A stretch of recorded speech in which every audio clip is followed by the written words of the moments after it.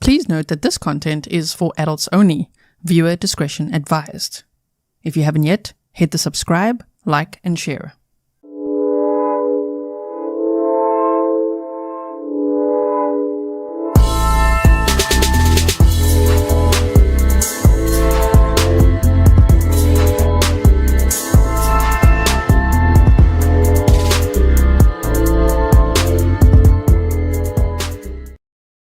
Hello everyone, and welcome back to another live stream with me, Gonzalez. This is Grizzly True Crime, and today we are going to be watching a boosted audio version of the closing arguments in Kaitlin Armstrong's trial. If you have been here for a while, you'll know I really wanted to cover this trial live with you, but the judge has only allowed cameras in the courtroom for opening statements. Today would be closing arguments, and for the verdict. Nothing in between. So what I thought I would bring to you is, because I'm following a whole bunch of articles and posts on X and everything, I've been following along as much as I can. So I thought, well, let's take my scribbles, their scribbles, and some videos and articles and everything possible and make a summary for you in case you've missed out on some of the coverage.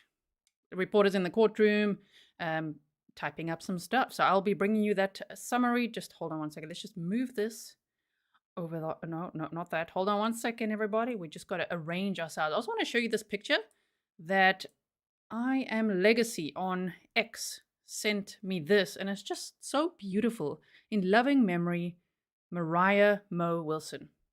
Isn't that nice? That is such a nice picture. Thank you so much for sending me that. If you don't follow I Am Legacy on X, check her out. She's posted some beautiful pictures of Mo Wilson throughout this trial, which is always nice, you know, to remind everyone what the case is about. It's about the victim. It's about justice for the victim. Yes, Ashley Oaks says, disappointed that the judge wouldn't allow cameras. I am so disappointed. Trust me, the feeling is mutual. I am so disappointed. The opening statements, I mean, that was already like spicy. If you didn't see it, there is a video. I'll unpin it now, but I had it pinned here in the chat. If you check in my videos section, I read through the whole probable cause affidavit with you, which gave you a great overview of the case, as well as we looked at the opening statements where I also boosted the audio, okay? So go check that out if you haven't seen it yet. It was so spicy. Oh my goodness, it's all time-stamped for you as well. Okay, so I'm going to take this picture off for a moment here, and let's get into our trial summary, okay? And then we'll watch the closing arguments together. So let me quickly give a shout out to Alex Caprariello. I hope I'm saying it right. Caprariello. Alex Caprariello from News Nation has been in the courtroom every day, literally summarizing everything like this, like minute by minute. There, closing arguments, Kaitlin Armstrong murder trial. He's put up a thread for just about every minute of what happened there in the courtroom, which helped tremendously to make the summary. There's also Legal Bites on YouTube. Watch some of those videos. Pretty Lies and Alibis on YouTube. And then, of course, all the mainstream news articles really helped as well to pull this all together and make a summary for you. So today is a very bullet point heavy day, and we're here for it, aren't we? Okay, so here is the presentation I've made for you. I hope that you can hear me nicely. Let's make sure it's nice and big for you to see. Okay. Yeah, Janet said no defluffing. There was no defluffing needed in this trial because they defluffed the whole thing by not having cameras in the courtroom. That sucks. So, okay, that's it. Brandy says, always remembering the victim here in this community. This is why I love it here. Thank you so much, Brandy. And sorry, I didn't say welcome to all my moderators. Thank you so much for everything that you do. Welcome to all my patrons, members, the original Grizzlies, which means you already subscribed before today, and all the new Grizzlies that are going to join this community today by hitting that subscribe button. Don't be shy now. Even if you're just lurking, hit the subscribe button. No one will know. I won't even know. It'll just show me a number. Don't worry. If you feel like, I don't want to be exposed, you could subscribe. And when you tap that subscribe button, you'll see there's now a list of options for notifications. Make sure it's set to all so that you get all notifications like when I go live, okay? All right, so we're going to do a quick a quick case recap. So one slide, and then after that, we're going to go day by day, a recap of who were the witnesses on the stand and what important things did they say. Please also note that, as I said, where this information comes from. So disclaimer, it's coming from Alex Caprariello, okay, a reporter who was in the courtroom, and then also mainstream news articles and things like that. So I wasn't in the courtroom. We didn't watch the trial together. This is the information that I've been able to pull together. And it's bullet points. I would recommend going to read those threads, like of Alex, if you want to get even more information. I'm bringing you the summary, okay? Jennifer Fox says, I found G during the Gannon Stauch case. Well, I'm so glad you're still here. That case, whew, yeah, that was very hectic. Okay, and so now, Anna Moriah Wilson, known as Mo Wilson. You might have heard she's called Mo. That was her nickname, right, from her family and in the cycling community. So Mo Wilson is the victim in this case. Kaitlin Armstrong is the defendant on trial. Today is the closing arguments, of course, that we're going to look at. And Colin Strickland, he was Kaitlin Armstrong's boyfriend and Mo Wilson's friend at the time. Okay? So, you've got a visual there so that you know who's who in this case. Now, a quick case recap. On May 11th of 2022, so this is one of those trials that didn't take forever to get to trial. Very cool. On May 11th of 2022, 25-year-old Anna Moriah Mo Wilson was shot 3 times in her friend's home in Austin, Texas, where she was staying to prepare for an upcoming gravel race. So she was a professional cyclist. Police identified 35-year-old Kaitlin Armstrong as a suspect within days. She was Colin Strickland's girlfriend and was a yoga instructor and real estate agent. Colin and Mo briefly dated and then remained friends. Kaitlin was extremely jealous of Mo. Now, that would actually be a speculation, but if you hear all the facts of this case, it's not hard to speculate that she was extremely jealous of Mo, telling some of her friends that she wants to kill Mo, calling Mo and threatening her, leave Colin alone, you back off, you know. So that's why I wrote that. Colin spent the evening, that night that she died, Colin had spent that evening with her. They went for a swim, okay, and then to a local burger bar. He dropped off and then he drove home. It is alleged that Armstrong followed them for quite some time, sounds like all evening, okay, and entered the home where Mo was staying. Her friend was out at the time, and she shot Mo Wilson in the face. That is so violent and personal. She was shot twice in the face and once in the heart. It's horrendous. So yes, trigger warning, this content is for adults only. Okay, and so I'm sure all of us who are here, we know that, but you just never know who's new, okay? And so Kaitlin then sold her Jeep and went on the run to Costa Rica, where she was apprehended after a 43-day search. That's one of the manhunts that I'd also covered way back when this happened. We were looking at this case and I was making YouTube shorts and all kinds of things. It wasn't quite like Cavalcante because no one had any clue where Kaitlin was at the time. But yep, she was found in Costa Rica after 43 days. When she was found, her whole face had changed drastically from plastic surgery. And she was starting a new life using a different name or many different names. She had quite a few aliases. We'll hear about some of them today. 2 weeks before her trial started, the trial started in November 2023, but 2 weeks before, so she tried to escape after a medical appointment. I actually have a YouTube short, if you haven't seen it, where she's running in her little prison pants and everything. Looks like she's still cuffed.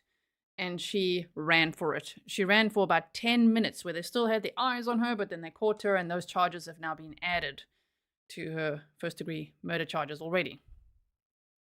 ASB412 says, disgusting G, horrible, it's hard to listen to that Ring doorbell. And as you know, if you are a member, so you know, you were probably there at the member stream, I will not be playing that Ring doorbell, you guys. It's just, to me, it is so incredibly sad to spread around on the internet and listen to a victim's last moments alive. It's just too much. So if you've heard it, you've heard it. If you want to hear it, you can hear it elsewhere. I'm not going to be playing that, okay? It's Mo Wilson screaming and gunshots. I mean, what can we learn from that? You know what I mean? Sure. Okay, so I'm sure the jury, of course, they have to hear that, but I don't know if we have to hear that. It's very sad. I can't imagine what Mo's family and friends are going through. Dr. Berry, psychologist, responds, nice to see you. You said thanks for not playing it. Yeah, I find it really Really sad, way too much, traumatizing. We don't learn anything from it, and it's just something to spread out there. Like I saw in the beginning, people were like, "Ooh, look what I found." No, no, no, no, no, no. Take it easy now. Shame. Her family is in the courtroom, as is being reported, and when they're showing autopsy pictures and things, they're then outside of the courtroom, or when they're talking about certain details, they're looking down or closing the ears or doing something. So I mean, they're going through a lot, and we, of course, are here to protect victims and their families and their friends. That's number one goal at Grizzly True Crime. So sometimes we get snarky because we're so protective of victims and their families, right? Like we saw in the Jesse Krzyzewski trial. Yes, I'm still so excited. I'm still so excited about the verdict because I was getting a bit worried in that one, right? Alyssa says, thank you so much, G, for your amazing work. Proud to be a Grizzly and patron. No one is equal to you. Integrity at its finest. Thank you so much, and thank you for being on Patreon too. Okay, so this is just a quick recap, then we're going to day one, all right? 2 weeks to try to escape. She has been charged with first-degree murder, misuse of a passport. She used her sister's passport to go to Costa Rica, and new escape charges. One of the questions I have is, I wonder if her sister will be charged at all, because obviously her sister, well, I guess we can't assume. It would seem like her sister consented to her using her passport to flee the country. Wouldn't that be something chargeable? I wonder. Now, trial summary day 1. There's 9 total days that I've summarized for you. Today would be day 10, closing arguments. So it was a fairly quick trial as well, I would say, It happened fairly quickly. It's not like 5 years or 8 years like we see sometimes. It happened fairly quickly, and it was 9 days in total. So, Wednesday, November 1st is when it started. Kaitlin pleads not guilty. And it was only just before that we learned, nope, the judges decided no cameras in the courtroom except for opening statements, closing arguments, and the verdict. So, we were there for opening statements. We are going to be here today for closing arguments. And when that verdict is reached, apparently that will also be televised. So I can't wait. Imagine if, after the trial summary, closing arguments, if a verdict is reached. That would be amazing. Catch it all here, all in one go. Okay. Yeah, Kerry says assisting an offender after the fact, I should think. Yeah. Isn't that aiding and abetting? It just sounds like if you're giving your passport to your sister to flee the country. Ooh. Okay, yeah. Rob says it seems like a slam dunk case to me. It does a little bit. The defense really tried from what I read. Yeah, it does seem like quite the slam dunk case. Alex, yes, closing arguments are already taking place. We're going to do this first. It would have been amazing to do this and catch that live immediately, but I've been so busy with this, okay? These things take time. So we're first going to do the summary, then we're going to watch the closing arguments together, okay? So Kaitlin pleads not guilty when all the charges are read to her. Just, I don't know. They don't do that in every trial, right? Do they? I can't remember that they read out all the charges and say, how do you plead? Well, anyway, she pled not guilty, is what the one article said there. Opening statement. So we saw that video together. If you were there at the premiere, you know. Prosecutor Rickey Jones said that Mo Wilson was shot twice in the head and once in the heart. Sure. Like, apparently the suspect stood over her after shooting her twice. So you could hear 2 gunshots and then a pause, and then she would have stood over her and shot her again in the heart. Colin dated Mo briefly in October of 2021. Some of the information is repeated because, of course, it's many days of trial and there are witnesses that repeat the information, including the boyfriend who took the stand on multiple days. Even for the defense, they called him back as well. Yes, okay. So just know, if you, we heard that already on the next slide or the previous slide. Yeah, there's a repeat of information sometimes like this. Colin dated Mo briefly in October of 2021. Kaitlin started calling Mo to confront her about the relationship. But see, Colin and Kaitlin broke up. Kaitlin was dating other guys to make Colin jealous, but they were still living together. That's where it's a little bit toxic, I think. Not for everyone, but in this case. We got to look at this case. So they were dating other people, and then they got back together. But Kaitlin it sounds like she was insanely jealous of Mo Wilson. Also because Colin Strickland is a professional cyclist. He lost a lot of sponsorships just for being associated with, I think, Kaitlin Armstrong. So that sucks for him. But he was a professional cyclist, and so was Mo Wilson. Kaitlin was kind of cycling, but not a professional cyclist. She was showing interest in Colin's passion and was also cycling, but she's more of a yogi. So I think that also made her more jealous that Colin really likes this professional cyclist who can outcycle her too. You know what I mean? Yeah, Alpha She-Wolf says Colin attacked 3 reporters. It was bad. He did. It was really bizarre. So, in January of 2022, let's just go there. Colin dated Mo briefly in October 2021. Kaitlin started calling Mo to confront her about the relationship. Colin decided to save Mo's number under a different name on his phone. In January of 2022, Kaitlin bought a 50-round box of ammunition and went to the shooting range to practice shooting with her 9mm Sig Sauer in the months leading up to Mo's death. Kaitlin had access to messages between Colin and Mo. In fact, she had access to all his devices, social media, and everything because she was his business manager, finance manager, and she was a little bit stalkerish by the sounds of it. So she wanted that access. She wanted to see what is he saying. So she could see all the messages going back and forth between Colin and Mo, and Colin and everyone else. In fact, she blocked there were 71 blocked contacts on his phone. He says he may have blocked some, but she seems to have blocked the majority of the contacts that she didn't want him to talk to on his phone. Kaitlin had, these access to messages, from May 2nd of 2022. 9 days before Mo's death, Kaitlin had searched for pictures of Mo on her phone. So these Google searches, and yes, guys, Walmart is involved one time in this case. I'm like, I knew it. When they mentioned Walmart, I'm like, I knew it. Anyway, it's always a Walmart somewhere, right? In these cases, unfortunately. Sorry, Walmart. So Kaitlin started monitoring Mo Wilson's location using the Strava fitness app. So it's like MyFitnessPal, the type of thing. It's a fitness app that can track your exercise, but also track your location. And Kaitlin was requesting information about Mo Wilson's Strava account and her boyfriend Colin Strickland's Strava account to see where they were. On May 9th, that's 2 days before Mo was murdered, Kaitlin looked her up once, and on May 10th, the day before she was murdered, she looked her up 4 times. On the day of Mo's murder, Colin lied to Kaitlin about his whereabouts, saying that he was running errands across town. Now, he made a lot of mistakes. And that still doesn't mean that anyone gets to murder anyone. It must have been really awkward for him to take the stand multiple times. And he really lashed out at photographers, stomping on their feet, smashing their cameras out of their hand, that type of thing. It was really quite bizarre to see, like, behave yourself, dude. But to kind of be called onto the stand to be like, tell us how much of a creeper you were. So you did what now? So you were cheating how now? Type of thing.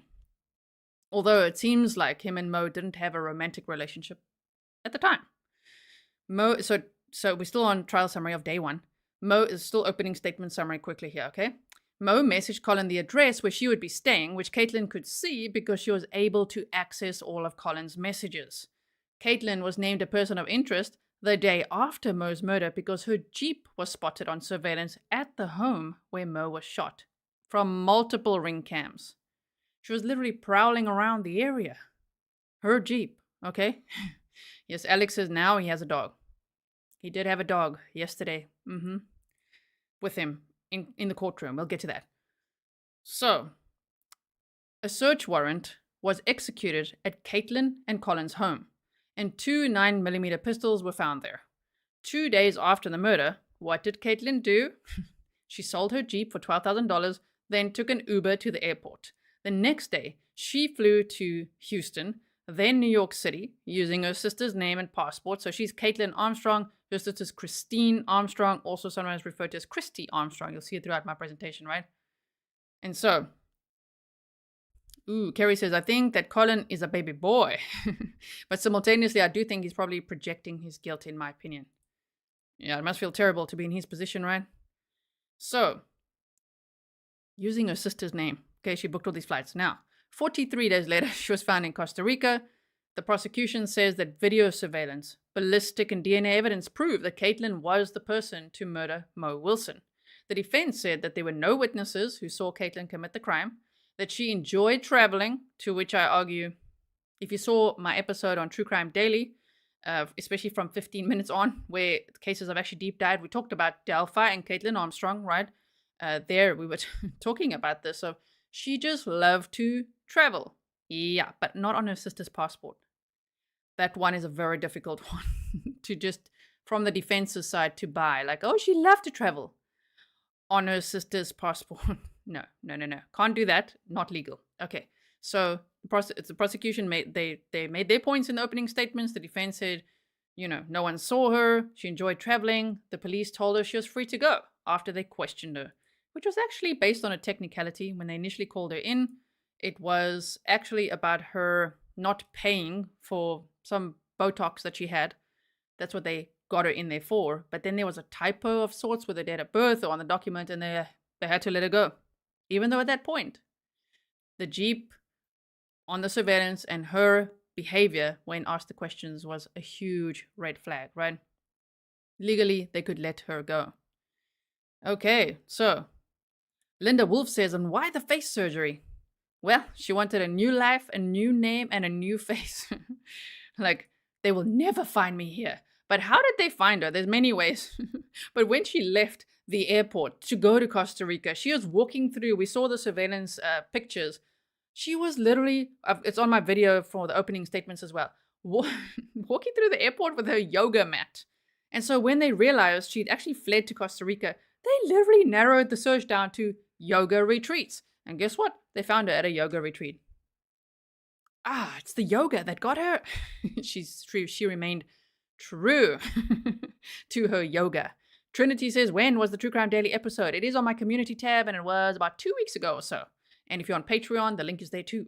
But if you just go look there, it's from the Sidebar podcast. Okay, go check it out. So, trial summary, day one.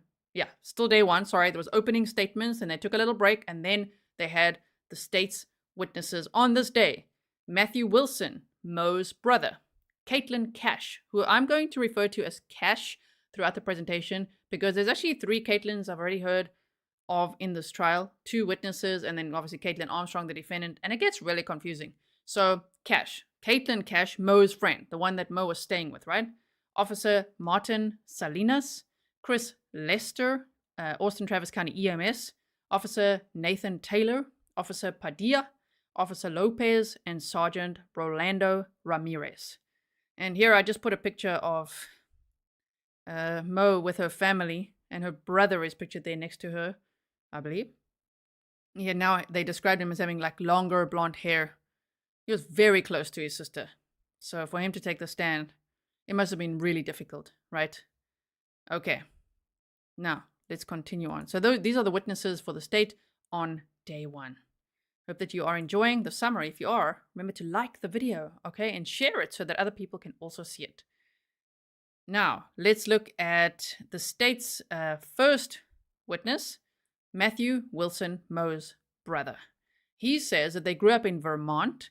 She was actually an alpine skier before she became a professional cyclist. At the time of Mo's death, she was living in San Francisco, but would have moved to, obviously this typo jar, clink going in, Boulder, Colorado.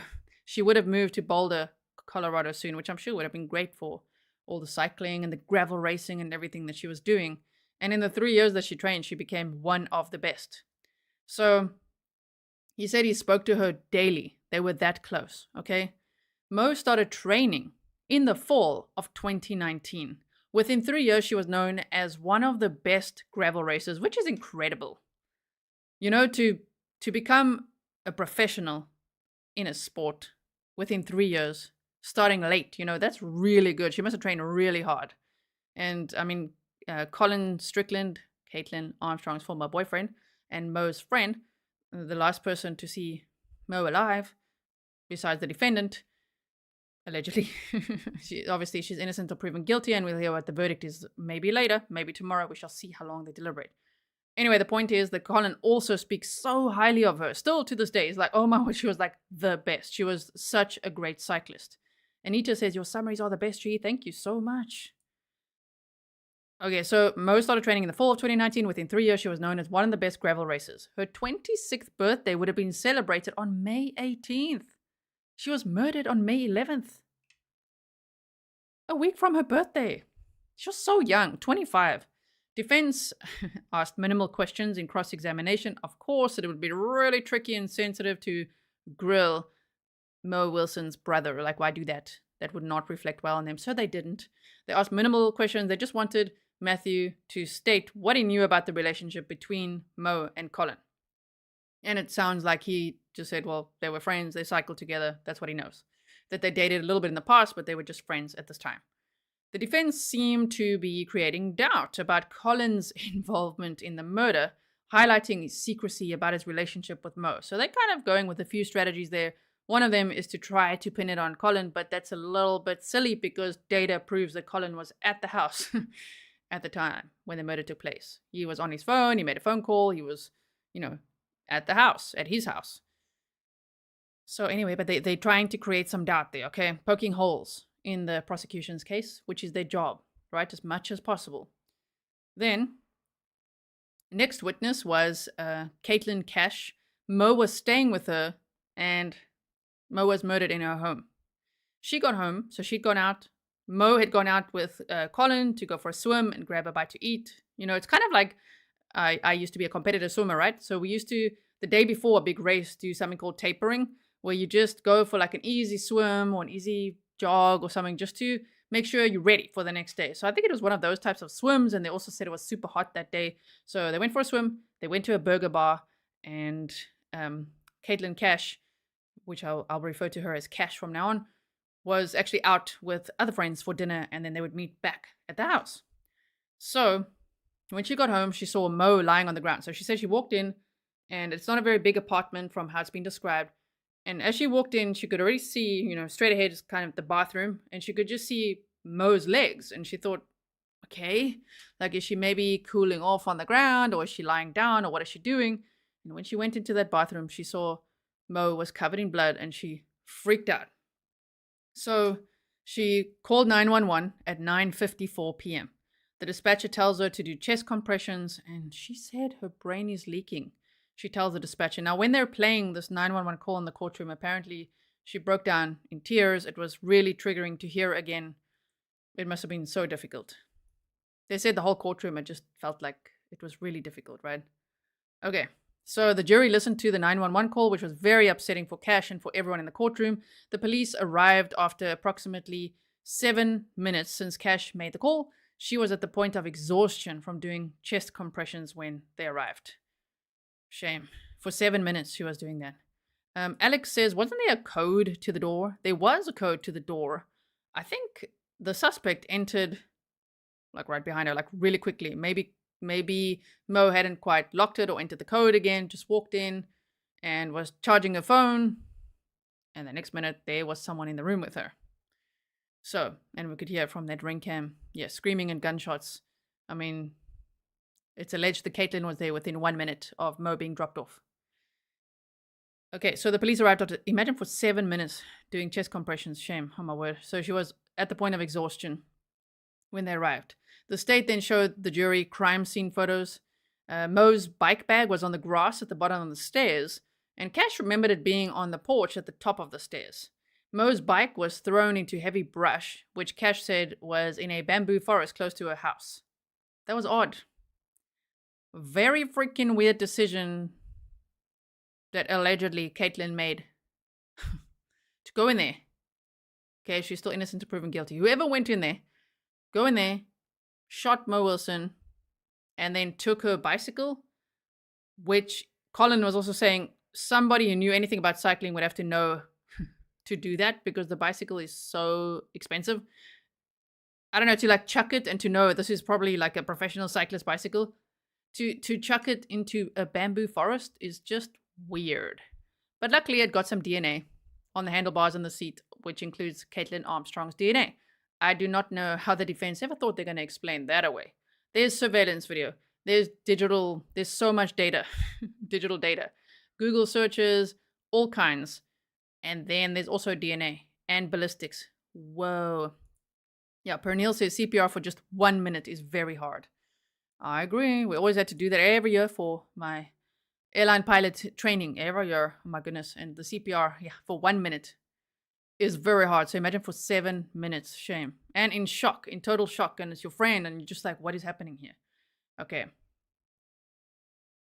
Forensics nerd, nice to see you. And you said more than one victim when crimes are committed, regardless of how many actually die. Yes, absolutely. So the bike thing is still just so weird to me. Cash said that she knew that Mo and Colin dated in October of 2021, but they were not in a romantic relationship in May of 2022. Cash remembered that Mo got an upsetting phone call in the fall of 2021, which the state was implying could have been one of Kaitlin's warning calls, because she would call Mo and threaten her, like, leave Colin alone, he's mine, or we live together, we're business partners, just back off, and all kinds of stuff. She was like, what the hell, man?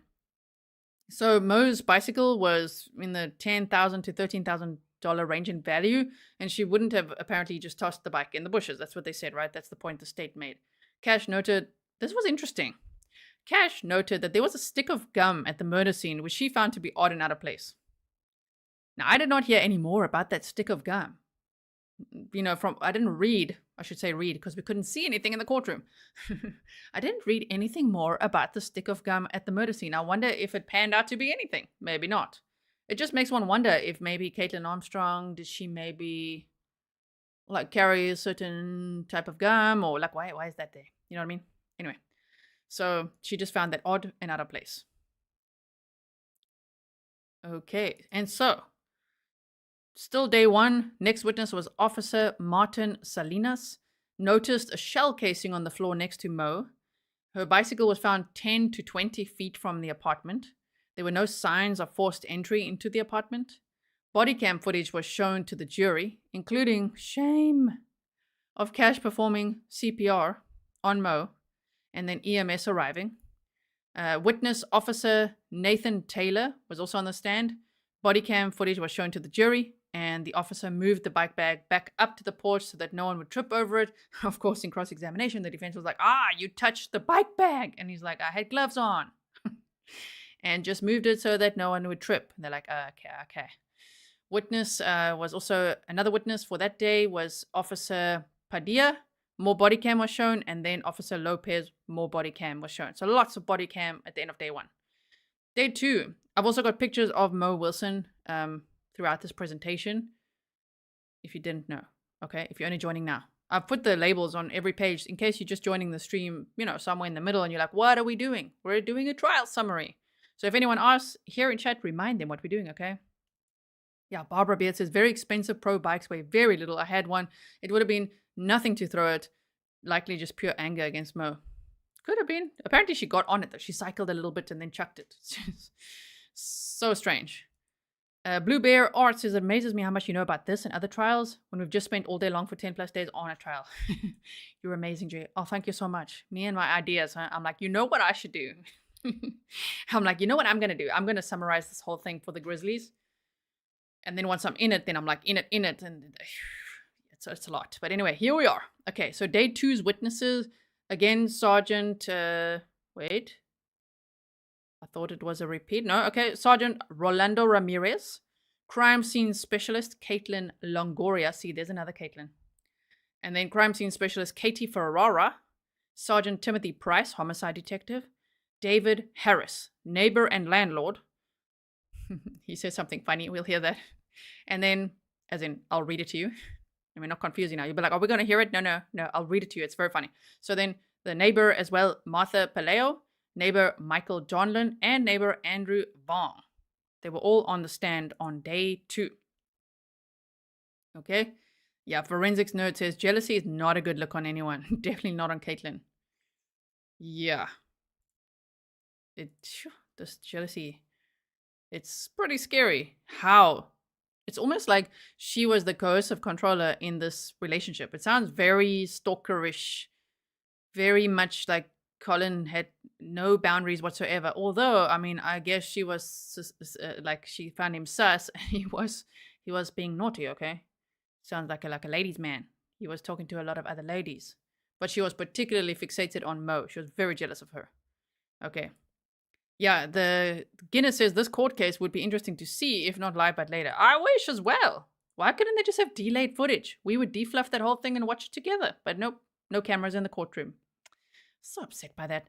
Okay, trial summary day 2. Sergeant Ramirez was on the stand. Oh, yeah, there we go. Back on the stand for cross-examination.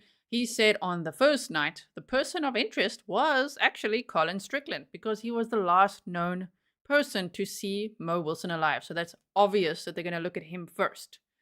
Okay, but then they could quickly find, oh, okay, no, based on data and then the Jeep surveillance. Yeah, he was at home. And Kaitlin was not at home. She was apparently in her Jeep. Now, witness crime scene specialist Kaitlin Longoria said she was at the scene that night. Photos of the crime scene were shown. Some jurors apparently gasped and then held their hand in front of their mouth from seeing those crime scene photos. Mo's family did not look at the photos, but Kaitlin was stoic and had no reaction. We'll hear that a lot about her. Even in her initial police interviews, and even when she was captured, she's just emotionless, cold, stiff, still stoic, and even during this. You know, apparently she doesn't look ashamed, she doesn't look sad, she doesn't look remorseful, she looks nothing. It's just cold. Okay. That is so nice, Stephanie Hutchkins. Thank you so much for being here. So then, okay, there was a spent shell casing at the base of the kitchen cabinet and a spent shell casing on the kitchen floor, which tells me, oh man, the shooting started in the kitchen. It's a very small apartment from what I'm very visual, right? When they're describing things, I'm like visualizing the whole thing. Now, if it actually looks like that or not, I don't know, because they didn't show us the photos publicly, but the jury saw it, and it just sounds like you walk straight in, and it would already be like the couch and the kitchen, and then straight ahead of you is like the bathroom where Mo was found. But yeah, these shell casings were found there. Dr. Berry's psychologist response is, wow, that will likely have an impact on the jury. Yes, shame. It must be quite traumatic because they're not sure what they're going to be shown or what they're going to see. But apparently some of them gasped when they saw it because, of course, Mo was shot in the face and in the heart. But that's okay. So witness was a crime scene specialist, Katie Ferrara, collected the bicycle, shell casings, blood swabs, fingerprints, and all kinds of evidence, right? Collected evidence, one would expect, right? Crime scene specialist collected evidence. The bicycle was then, on this day, brought into the courtroom. The witness next was Sergeant Price. Body cam of the apartment was shown. He spoke to the neighbor who said that he didn't hear any gunshots, which everyone found quite surprising that neighbors didn't hear gunshots because on that ring cam that has been shared, you can hear gunshots. So it wasn't like silenced or something, but didn't hear anything. So we're still on day 2. Witness David Harris, the neighbor and landlord, civil engineer who lives with his 2 sons, said on the night of the murder he noticed police cars and ambulances, but he had not heard gunshots. He wasn't too sure what was going on there. He'd gone to his garage to take a bong hit before going for a walk to get some exercise. That's what the funny thing was that I wanted to share. I'm like, what? He's like, well, I just went to my garage he says for a bong hit, and then after that went to get some exercise. Okay, he remembers hearing a bicycle go past, but he can't remember the time, and they were implying that maybe, I think the defense was implying maybe his timeline and account of events is not that accurate based on him going to the garage for a bong hit. But he said he was not intoxicated from it, and he swears he heard like a bicycle going past, which it could be. Could have been, Kaitlin cycling past. Who knows? So then, witness neighbor Martha Paleo also took the stand. Her ring cam caught footage of Kaitlin's Jeep that night from multiple angles. Now, we've looked at quite a few pictures of that. There it is on the bottom right there, of that vehicle from the ring cams before. There's quite a few pictures we've seen, but apparently this Jeep was caught on so many ring cams. My goodness, Kaitlin did a few rounds, allegedly, right? And so, Alex Bird says bong rips. Reminds you of the Kylie Rodney case, huh? Remember that? Yeah, trees, sorry, that just flew right by. My word, that message flew by. Wonder if there was a silencer. I don't think so, because we can hear it on that ring cam that's been shared everywhere. Not that I would encourage you to hear it. It's very distressing. But maybe people just didn't hear it that night. Maybe their TVs were blaring when they had music on or, earphones on or something. So, let's continue on here. So that neighbor also didn't hear any gunshots. Witness neighbor Michael Donlan said his ring cam caught Kaitlin's Jeep slowly passing by that night, again a second time at 8:08 p.m. and again at 8:26 p.m. in a different direction. The audio of Mo's last moments alive was caught on Mr. Donlan's ring cam at 9:15 p.m. So that's whose ring cam it is if you do see it out there. That must be distressing to go over your ring cam footage and find that. Witness neighbor Andrew Vong, he also has video surveillance that caught Kaitlin's Jeep circling the block. So much evidence against her. Shame, my word. Anyway, let's see what the jury thinks, huh? Because now, of course, they're going to be deliberating. Maybe already now. Trial, day 3. Witnesses were neighbor Daniel Shear, Sergeant Jason Ayers, crime scene specialist Marisa Guevara, manager of Pool Burger, that's where they went for the burger after the swim, or for a meal, Kaylee Arhelger, wow, that's a hard surname. It's almost like Arhelger. Anyway, I'll try. Colin Strickland. Oh, that's one of the days he took the stand. Okay. And so that's a picture of Mo Wilson on the right and Colin Strickland over here. Day 3 summary. Witness neighbor Daniel Shearer said more surveillance footage was found. It shows a motorcycle, though, going by, which was likely Colin's, because Colin had picked Mo up from that house to go for that swim and for a meal on a motorbike. He liked to travel mostly on his motorcycle. He said that Kaitlin always used the Jeep. He often traveled with his motorcycle. And so this surveillance shows a motorcycle going by, which is likely Colin's. Oh my goodness, Kathy Rupright. Thank you for your $99.99, like $100 super sticker. Oh my goodness. You said, morning G, got my Christmas bonus early, sharing with you and kitties. Oh, thank you so much. Thank you for all your fantastic work. Thank you so much, Kathy. I really, really appreciate it. I'm going to spoil the cats. They eat a lot, the two of them. They love snacks, especially together now. So thank you so much. Okay, so then, Sergeant Jason Ayers' body cam was shown from when the officers actually then went to Colin and Kaitlin's home, which was the next day.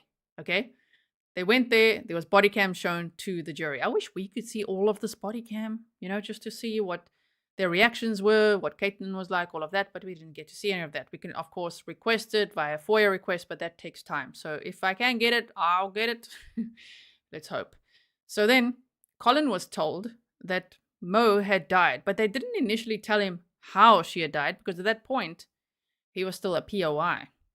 They said he was shocked. He was at a loss for words. He just stood there with these hands on his hips and just looking at the ground, like, what? Knowing he just saw her the night before. A search warrant was executed at their home. They got phones, DNA swabs from the Jeep, because they already were targeting the Jeep, right, based on the surveillance. Laptops, 2 guns. One gun was black and one was silver, both 9mm, apparently 6-hour models. Prosecutors say it was the black one that was the one that was used to murder Mo Wilson. Kaitlin already had an attorney when the police arrived to execute the search warrant. Oh, lawyered up real quick, okay, after they'd spoken to Colin at the police station. So they eventually, they went to the house. They said to Colin, we need to take you with us to the police station. They took him there for 6.5 hours and questioned him. And he talked about, the Jeep, because they said, we saw this Jeep on surveillance. And he said, okay, but that's Kaitlin's Jeep. I think he was still piecing it all together in his mind, But gave them some valuable information. And by the time he got back home and the police wanted to talk to Kaitlin, oh, she had a lawyer. Okay. So Woody said, did I miss that Colin was under suspicion? Thought I saw that. Yeah, on day 1 he was, because he was the last person to see Mo Wilson alive. So they start there, of course. So Kaitlin already had an attorney, as I say, yes, and it appeared that no ammunition was missing from the boxes at the home. So there were boxes of ammunition, unspent rounds, at the home, but they were all, however many they say they were in the boxes, that's how many there were, none missing, which makes one wonder, did Kaitlin then, if there were 3 shots fired, did she take a box and then just chuck the rest away, or did she did practice at the shooting range, fire off a whole bunch and leave them there, She sure covered her tracks with that, if that was her, right?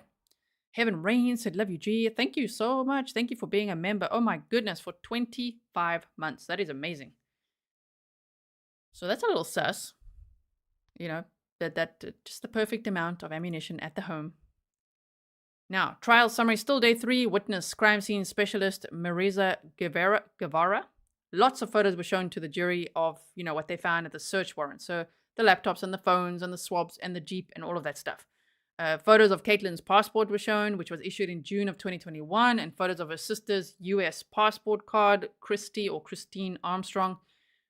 She noticed an oily substance on one of the firearms. Don't know what that would be. Do you know? I wonder if Kaitlin may have worn, if it was Kaitlin, because she's innocent or proven guilty. Wonder if she wore gloves that night or what that would be from. Anyway, witness Kylie R. Helga, the pool burger manager, showed that she had surveillance, of course. So the jury was showing the surveillance footage of Mo and Colin hanging out at the bar. That was after they swim. So that would be Mo's last meal ever, which sucks. Oh man, 25 years old. It also captured surveillance of them leaving and caught a black Jeep driving by as soon as they left. Oh, okay. So it seems like they were being followed for quite some time. Not just initially, when covering the case, it sounded like perhaps Kaitlin Armstrong was suspected of following them just to the house, like from her house to Cash's house, and went in there. But it seems like she was actually following them for quite a few hours, like from when Colin left the home, probably. T3 says Pool Burger? Yeah, restaurant. A restaurant called Pool Burger. They went to this swimming pool, which I think it was called like Eddie's. Can't remember the name now. Deep Eddie's Pool or something. And then very close to that was this Pool Burger bar. Okay.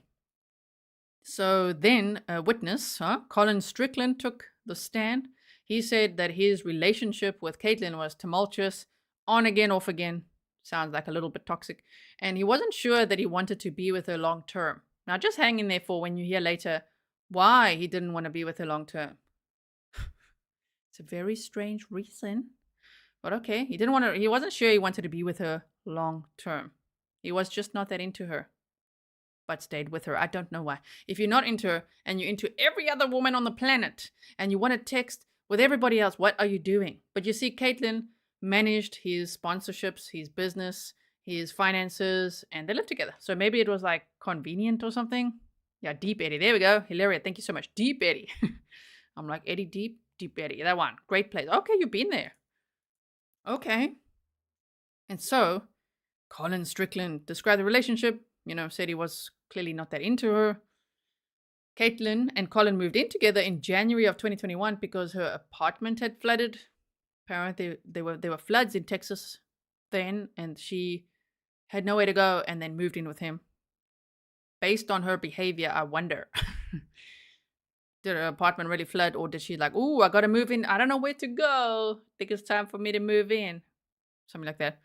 Anyway, Kaitlin monitored his communication and confronted him about his conversations with other women. So she would ask him, I saw you texting this other lady.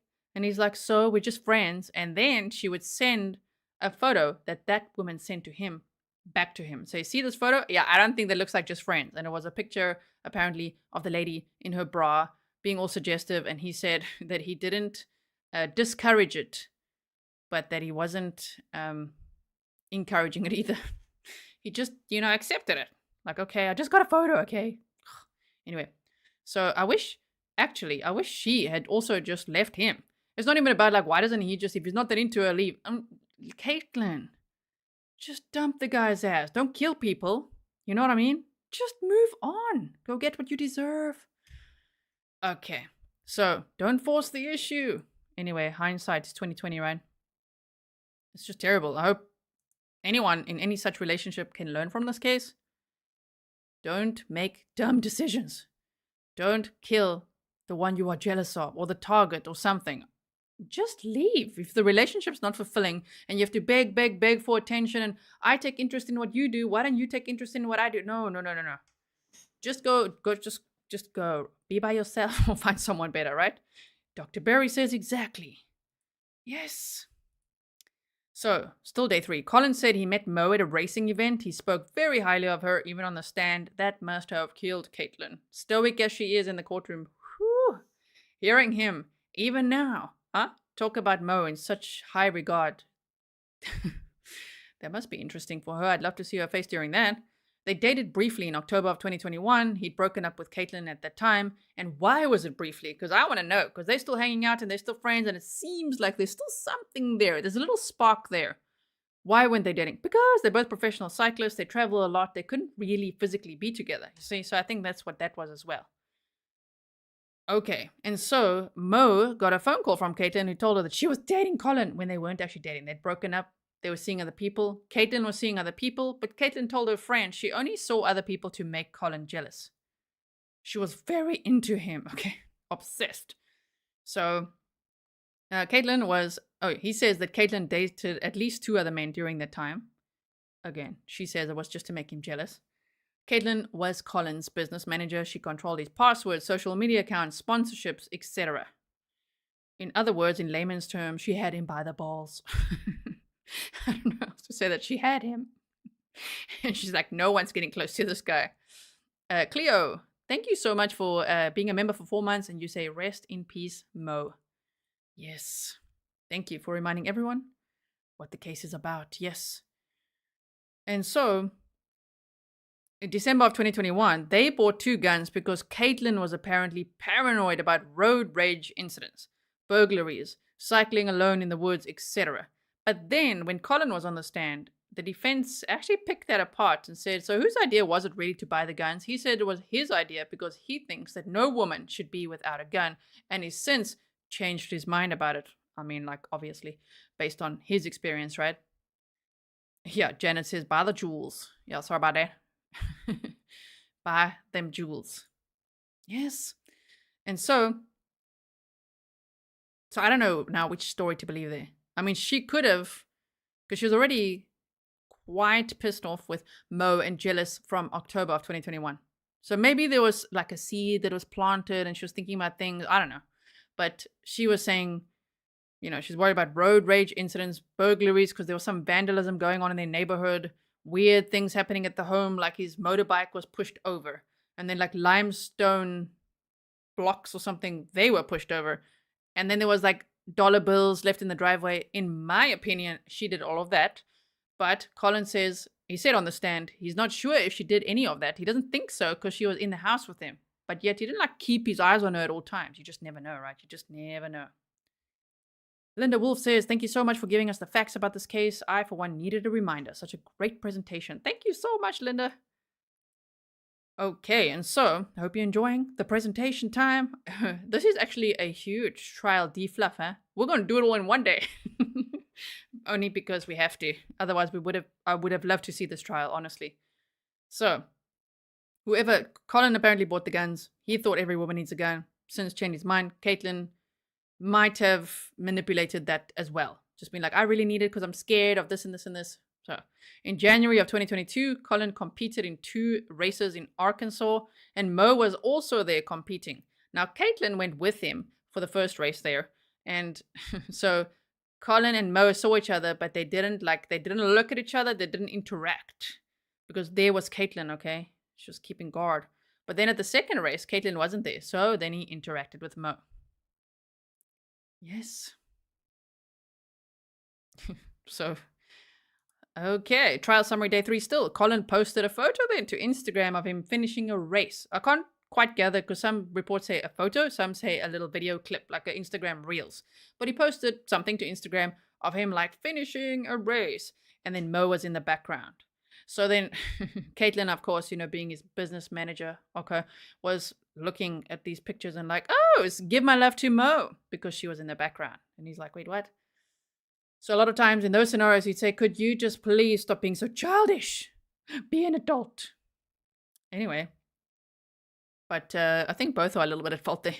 So in April of 2022, that's a month before Mo was murdered, Colin spent a month alone in California for some road training and continued his conversations with Mo via text and Instagram direct messages.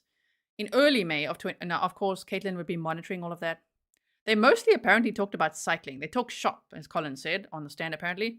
They would talk about, I don't know, race strategies and cycling prizes and training and all that kind of stuff. So, yeah, Jonathan Morris reminds us, you are never out of options. Right? Just go on your merry way. I mean, Kaitlin proved she was very able to make lots of proactive decisions. Very capable. literally packed up her yoga mat and a backpack and went off and started a new life in Costa Rica with a new face and new names and started dating people. Damn, lady, if you're that determined to start a new life, yeah. In hindsight, should have done that. Just leave this guy. If he's cheating on you left and right, then leave him rather. Okay. So then she said, give my love to Mo. Yes, okay, so he went alone and they're still texting. In early May of 2022, Colin traveled to Tucson, Arizona, and then Kaitlin met him there.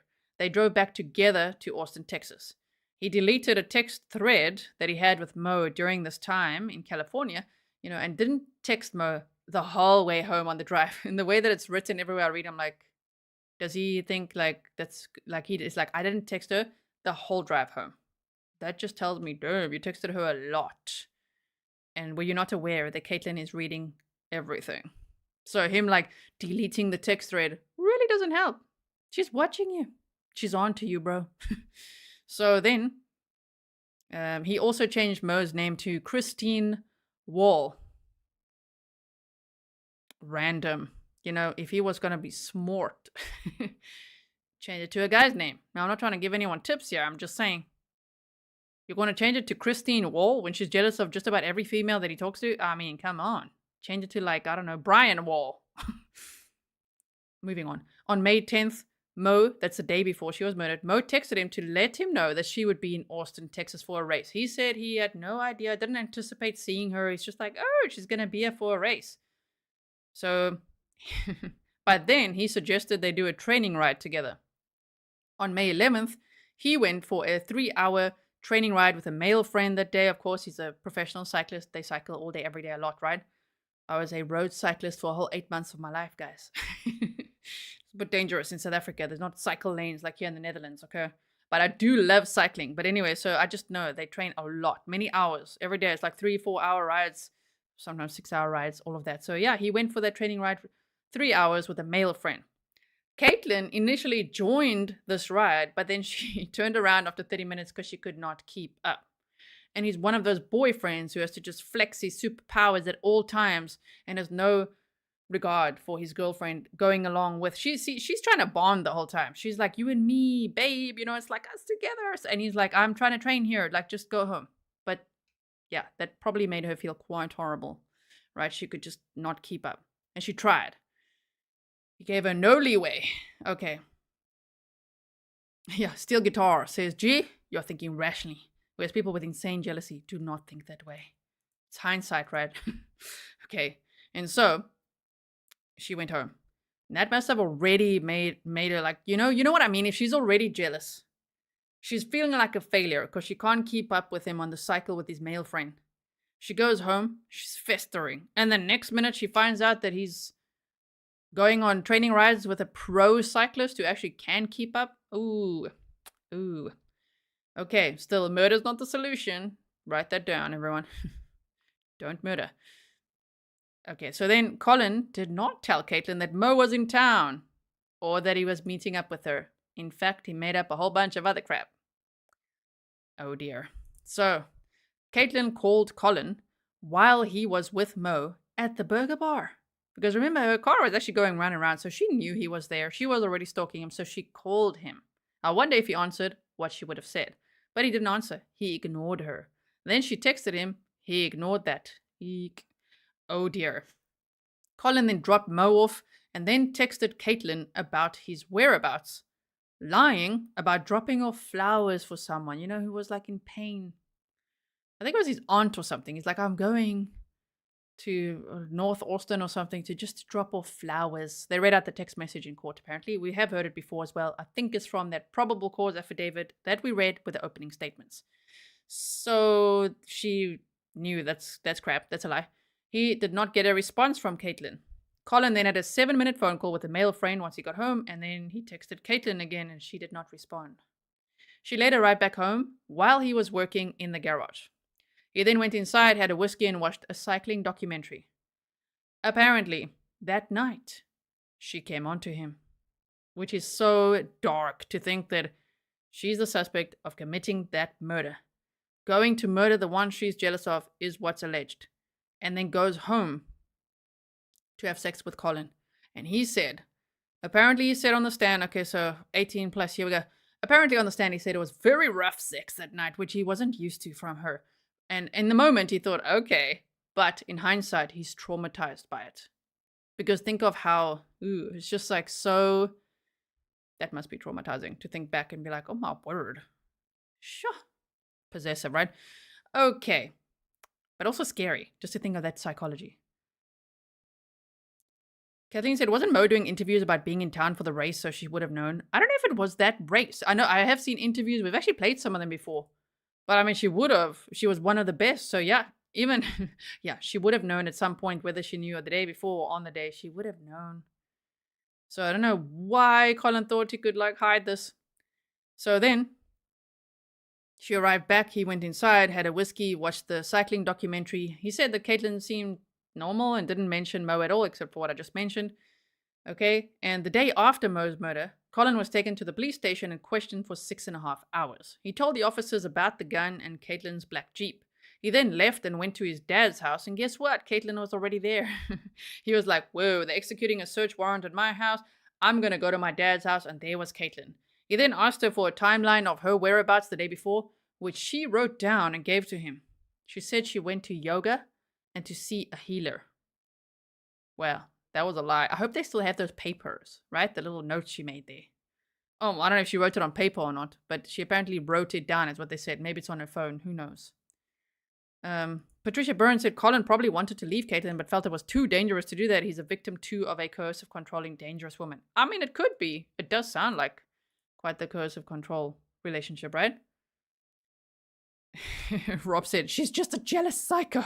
A little bit sounds like that too, right? So then, okay, where were we? We're here.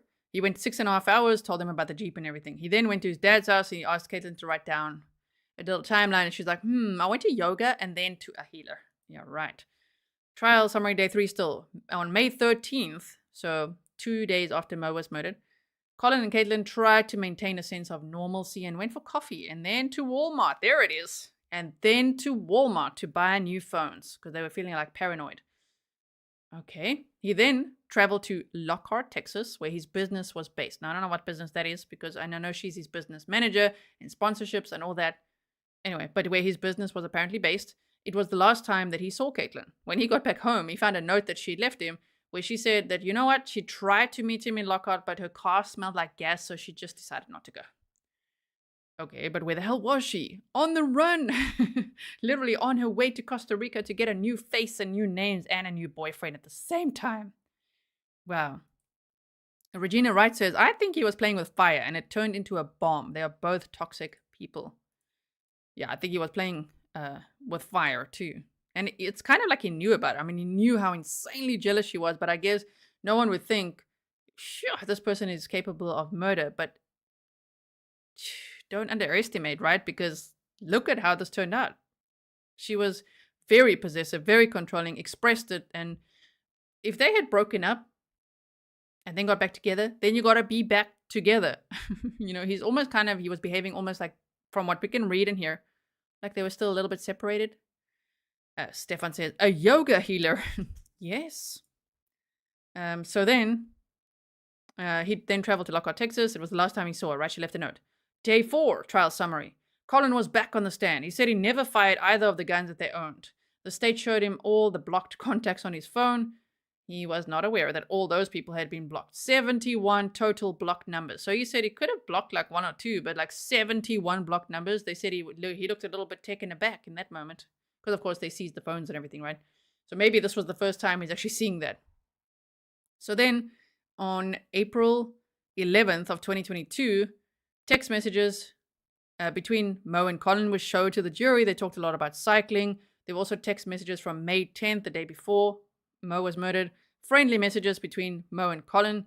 And then nothing flirty or romantic or anything like that. They just said it was just like banter, you know. And then on May 11th, 2022, they texted throughout the day, you know, until they met up in person for that swim and to go to that burger bar. This is the woman that tried to escape custody recently. Yes, Wee Lindsay, correct. Text messages between Kaitlin and Colin were shown to the jury. She also managed his finances. On October 28th of 2021, She said, I know you better than to show up at Meteor with that girl. Enjoy your eve. Now, apparently, Meteor is like a franchise of cycling cafes. And I think in her mind, she sort of is like our place, you know what I mean? So you're like, you know better than to take that girl there. Like any of your female cycling buddies, but especially Mo.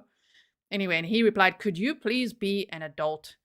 He says he ended up not going and texted Kaitlin that he was trying to respect her. You see what I mean with her? She should have just moved on because he's like, I'm trying to respect you. Well, if you love someone, you love them. You don't try. You just do respect them. You know what I mean? Anyway, Kaitlin apparently called Mo that night, which Colin then confronted her about. It's like, what the hell? He's like, I didn't even go. And are you calling her? Because apparently that obviously Mo would have said, hello, your girlfriend is calling me. Like, what the hell's going on here? Although they'd broken up at the time. So she's probably like, your ex-girlfriend is calling me and threatening me. And he's like, what are you doing? So text messages between Colin and a friend called Lance were shown from May 12th of 2022, the day after Mo had died. He acknowledged the sad news of Mo's death. So that means Colin was already telling people like, oh my word, like obviously it was huge news in the cycling community as well. And so cross-examination, the defense got Colin to confirm that his house could be accessed by other people. So others could access the guns. Of course, they're going to go with, they could be others. Anyone else but Kaitlin, others. But apparently like 30 or 33 people had the key code to enter the home. So check for the defense. They proved that it could be others. The defense said, you know Kaitlin very well, don't you? And Colin said, no, I do not. And apparently there was an audible gasp. What? When he said that, it was like very dramatic. Clearly, he's like, I thought he probably, like, if we had to expand on, it's probably like, I thought I did, but I do not. Okay, on May 12th, Colin, this is the next day, right after Mo was murdered, Colin told Kaitlin that he had seen Mo the evening before. She had no response and was not upset at all, which he found odd. You know, because now he's confessing to her, actually, I saw her yesterday. And she's like, okay. Wow. Colin said he was not sure. Here we go. He wasn't sure he wanted a long-term relationship with Kaitlin because she was into fast fashion. What? As in, you know, buying fashion, like cheaper clothes, affordable clothes, fast fashion that you could just, I don't know, he said it's not good for the environment or something, but okay. I get the fast fashion thing, but like he's like, I don't know if I want to be in a long-term relationship with her because she's into fast fashion. That is weird to say on the stand. Like, what? So, still day 4, Kaitlin took up cycling to show interest in Colin's passion. But he said he didn't do the same for her yoga because he just had no interest in it. Oh dear. When they broke up in October of 2021, Kaitlin spontaneously flew to Mexico, which shows, you know, what does she do under pressure? When there's a situation that's very upsetting for her or there's a lot of pressure, yeah, she literally leaves the country, which is what she did. Went to Costa Rica, right? So this time when they broke up, she spontaneously flew to Mexico. Both guns were brought out for the jury to see. Now the defense wanted, you know, Colin to handle the guns so that they could try to make the jury see Colin with the guns and be like, you see, it could have been Colin. But anyway, apparently he was like demonstrating it so awkwardly, barely knew how to hold them and stuff like that. So it didn't work out as they intended, apparently. Colin confirmed on redirect that Kaitlin had come home in a Jeep that night that Mo was murdered. Witness Kenneth Allen Burrows, known to Colin as Alan, his friend Alan. This is who Colin called for 7 minutes the night that Mo was murdered, discussing bike parts. He said that Colin and Kaitlin were dating, but Colin was not that into her. He went to their, that sounds about right, eh? He went to their house at 10 p.m. and actually saw Kaitlin and Colin, who both looked tired. So he didn't interact with them. Apparently he was there, he'd Venmo'd a payment, and he was just there to pick up bike parts from the garage and leave. But he saw them through the window, type of thing. Okay, and so there was a witness, Lance Tyndall. He spoke to Kaitlin on May 12th because he went to the house. Colin, I think also to get bike parts or something. Colin pulled out of the driveway and he said he's on his way to the police station about someone that died the night before. And so Lance spoke to Kaitlin, and Kaitlin said, do you know that it was Mo Wilson that died? And then Kaitlin asked him if this neighborhood where Cash's apartment was it a dangerous neighborhood? But how would she have known at the time where Mo was staying if she wasn't involved, right? Crafts and True Crime. Tracy says, thank you for this trial recap. This guy is totally suspicious and did not protect Mo from Kaitlin. Thank you so much for your message there. Okay, and so that's a bit of an odd question at that time, like the next day, right? To be like, is that a dangerous area? I mean, maybe Colin told her, like, where he had been with her. We went to the pool and then there, and I dropped her off, and maybe she said where or something like that. Yeah, Kathleen says, bit of a Brian Laundry with the plastic water bottles. Weird things to focus on in a bad situation. Exactly, just like that. So then, okay, we've got witness detective Richard Spittler, lead homicide detective on the case, said there were no signs of forced entry. He explained why Colin was a person of interest in the initial stages of the investigation, which is obvious because he was the last person to see Mo Wilson alive. So, and he went over their procedures and things, you know, how they gather the evidence and what they do and all of that.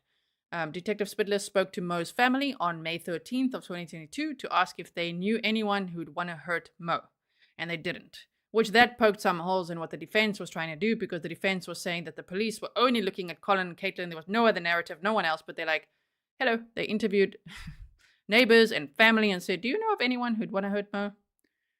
He asked her family for the code to Mo's phone so they could analyze it, and they noted that Mo's Strava app actually tracked her exercise and location. So probably the location was on the whole time, which is something they took note of, that someone could request that information and see where she was at all times.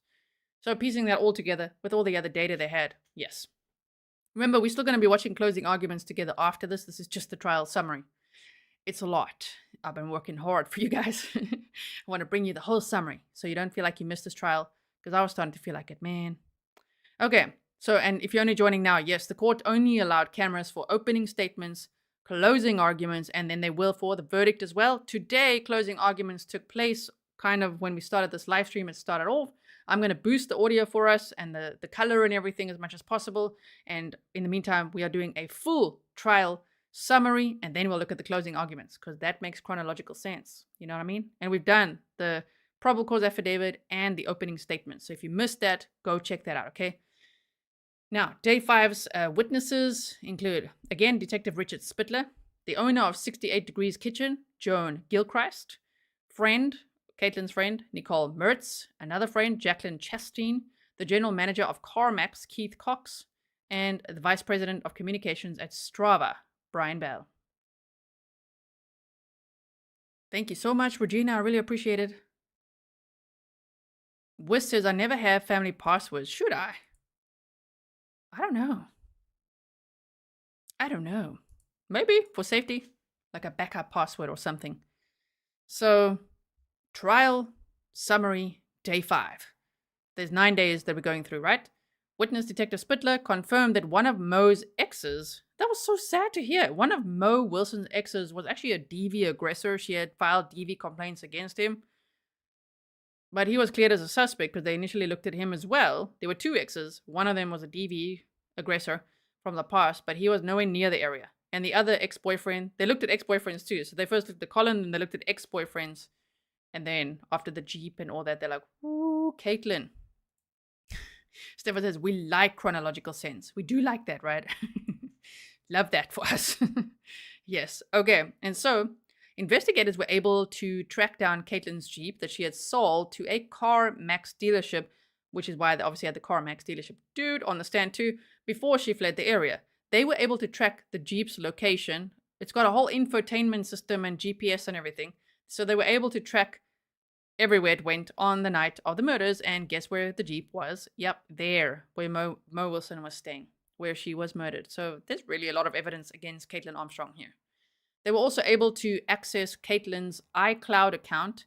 She had a note. Oh, we've got some more deleted notes over here, everyone. Like a Google search. A note that she deleted on May 12th. That's the day after Mo Wilson was murdered, which had addresses listed next to Mo's friend's home. Ooh, that's really like, oh man, this evidence was stacking. That's terrible. Just like, ooh, a couple of houses next to that address. As if like it's so covering your butt to not have the address there, right? Just the ones next to. She also deleted Gmail accounts that she used to book flights. They were also able to see accounts that she had accessed from Costa Rica, where she was searching her own name, the murder of Mo Wilson, etc. Yes. Because they accessed those deleted accounts and they're like, my, what have we got here? So there she is in Costa Rica, getting rhinoplasty and at a yoga retreat, starting to date again, doing yoga in exchange for a room. That was at some point the rumor that's what she was doing. And then Googling her name a lot. She also, by the way, she Googled, can pineapples burn fingerprints? Pineapples. I mean, pineapples. That's where her mind went. Like, can pineapples burn fingerprints? Which a medical examiner later, which I think is on one of the last days, is like, I've not heard of that. And you'd have to hold it for a really long time. Like, hold a pineapple for a really long time for it to even have that acidic effect on your fingerprints. That is just such a weird thing she researched. Can pineapples burn fingerprints? Apparently, the court chuckled quite a bit when the medical examiner said that, which must have been a mortifying moment for Kaitlin Armstrong. Can IMEI be tracked if not making phone calls? So the phone's identity, right? I can't remember what IMEI stands for now. We've looked at it in so many cases, right? Wait. International Mobile Equipment Identity. There you go. Can that be tracked if not making phone calls? She was also searching rhinoplasty, which is for a nose job, which she got, right? Yeah, you guys are all like, pineapple. Yes. Yeah. Regina says, Regina is like, no, they cannot. No, they cannot. Yeah. Pernill's like, yeah, no, honey, they can't. She's probably like, all natural way to get rid of fingerprints. How to change face entirely. Okay, so then the witness, Joan Gilchrist, took the stand, owner of 68 Degrees Kitchen. I was wondering, like, what is this about? But it was the owner from the across the street place from the Pool Burger place. There's another little restaurant across the road, 68 Degrees Kitchen. And she had surveillance footage from the night that Mo and Colin were at Pool Burger, which corroborated Colin's timeline. So you could see them leaving together on that motorbike, right? Then a witness, Kaitlin's friend Nicole Mertz, took the stand. She said Kaitlin and Colin did not call each other boyfriend, girlfriend. I wonder what they called each other. She said in October of 2021, Kaitlin told her that she had broken up with Colin for good. In November of 2021, Kaitlin was visibly angry when she saw Mo at Meteor, one of those cycling cafes, in Austin, Texas. Nicole asked Kaitlin what she would do if Colin started dating another woman. And Kaitlin said she would kill her. So she's kind of like on one hand saying, we are done. But if he dates another woman, and I would just add, especially Mo, yeah, she's like, I'll kill her. Oh dear. So she said things, which is also even more incriminating, right? So then she said, she also told Nicole that she had called Mo to tell her that she and Colin were living together and business partners. When they were broken up, she said Kaitlin dated other guys just to make Colin jealous. Witness Caitlin's friend Jacqueline Chastain took the stand. She lives in Arkansas, and her and her husband are also cyclists. In January of 2022, she was with Kaitlin in another Meteor Cafe, not the one in Austin, Texas, another one, franchise, right? And Kaitlin told her that Colin had cheated on her with Mo, that they were back together, but Colin was still texting Mo. Jacqueline said that Kaitlin had mentioned wanting to kill Mo, and she mentioned with a gun. She couldn't remember the exact phrase she used, but that's what she said. She mentioned wanting to kill her and with a gun. That is really some damning stuff there. I know it's hearsay from the friends, but sure, the evidence was stacking, huh? SJM says, loving this update, Gisela. Thank you. You guys all sharing pineapples. Yes, Kaitlin thought that pineapples can burn off your fingerprints. Trial summary day 5. Witness Keith Cox, the general manager of CarMax, said that Kaitlin did not fill in her last name on the forms to sell her Jeep. She also later first wrote that the payment, so not where she should fill in her last name, she didn't fill it in there. And then at the end, she wrote payment should go to Christy Armstrong, and then she scratched out Christy and wrote Kaitlin. So I don't know if in her mind she was busy like already pretending to be her sister, although she did that from January already. January of 2022. She was already sometimes using her sister's name to buy stuff, which is quite odd. But there maybe she just changed her mind. Like, okay, wait, I'll activate that plan later when I get the passport. So witness Brian Bell, Vice President of Communications for Strava, was on the stand explaining a lot about the data of how Strava works and all of that to the jury, and showed that Kaitlin requested to view Mo's profile multiple times. On May 10th, the day before she was murdered, 6 times, and even more times on May 11th of 2022. So I'm just, as you can see, pulling the bullet points for you, right? I'm sure a lot of data and research was shared there. Now, trial day 6 witnesses include Brian Bell, back on the stand, probably cross-examination there, Vice President of Strava, Strava's a fitness app, Detective Katie Connor, Michael Allen. Huh? I was like, DA Michael Allen. Not that one. Not from Gannon Stough's case. We love DA Michael Allen from Colorado. This is another Michael Allen from the U.S. Secret Service. Or should I ask DA Michael Allen, do you work for the Secret Service? Anyway, Michael Allen, U.S. Secret Service. Deputy Emira Perez, U.S. Marshal Service. Then there was a Spanish-English interpreter for all of these like documents and things that they had. They're from Costa Rica, apparently. And Detective Daniel Portnoy. SJM says, this is crazier than I thought it would be. Wow. I know, right? Yes, it is. So, day 6, cross-examination of the Strava Vice President of Communications, Brian Bell. Then there was a witness, Detective Katie Connor. She conducted Kaitlin's interview before she fled to Costa Rica. And then she got to interrogate her once she was brought back. That must have been so cool. To be like, just asking questions, you know. Then she fled, changed her face and name and everything, came back, was extradited back, captured and brought back. And then she got to actually grill her, interrogate her. I want to see that. I want to see that video. Once she was brought back to Houston from Costa Rica, the jury watched this interview. I want to watch it. We missed out. Detective Connor said that Kaitlin's body language was odd to her, a red flag. She was very still, especially when speaking about Mo's murder, about very important things. She was just like kind of frozen, stoic, as they say, like in the courtroom, right? So then Kaitlin used aliases in Costa Rica, like Allison Page, for surgery. Allison Page, okay. She paid Allison Page for surgery, which was on June 23rd of 2022. Photos of Kaitlin's sister's passport were shown, tickets, the flight tickets from New York to Costa Rica, and other evidence. Lots of little bits that they had there in the courtroom, of course. Witness Michael Allen, U.S. Secret Service, said he obtained the passcode to unlock Kaitlin's phone and extracted the data for local law enforcement. That's his role. That's what they do. Sometimes help out local law enforcement. But he wasn't there to analyze the data. He was there to unlock the phone and extract the data so that others could analyze it, okay? So then, witness Deputy Emira Perez, U.S. Marshal Service. The marshals were contacted by Austin Police Department on May 18th, which was a week later, right? 2022, to try to locate Kaitlin. They figured out very quickly that she had fled to Costa Rica.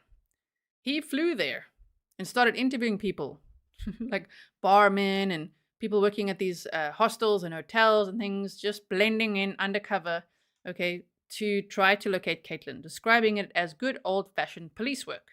On June 29th of 2022, they got info that Kaitlin may be staying at a hostel. I wonder where they got that info, who gave them the tip. I'd love to know. And so Kerry says, maybe she used Allison Page's turning over a new leaf page. Who knows? I think her and Colin don't come up with the best names. He's like Christine Wall. She's like Allison Page. Okay. And so, good old-fashioned police work. There was a tip saying that, I wonder who they came from, that she might be staying at a hostel. So they went there. And by they, it means this witness and his partner, right? The U.S. Marshals. They went there. They saw who they thought was Kaitlin there sitting on the patio of the hostel. But they weren't, they did like a double take because they're like, okay, that would be her. But she looks so different. Her hair is darker and like her face is different. I've shown you guys the Kaitlin Armstrong before and after photos. Just hold on one second. I'll get it for you. So they weren't all that sure, Let me just show you like this.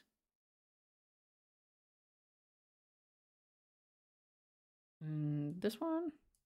Look there. She looked very different.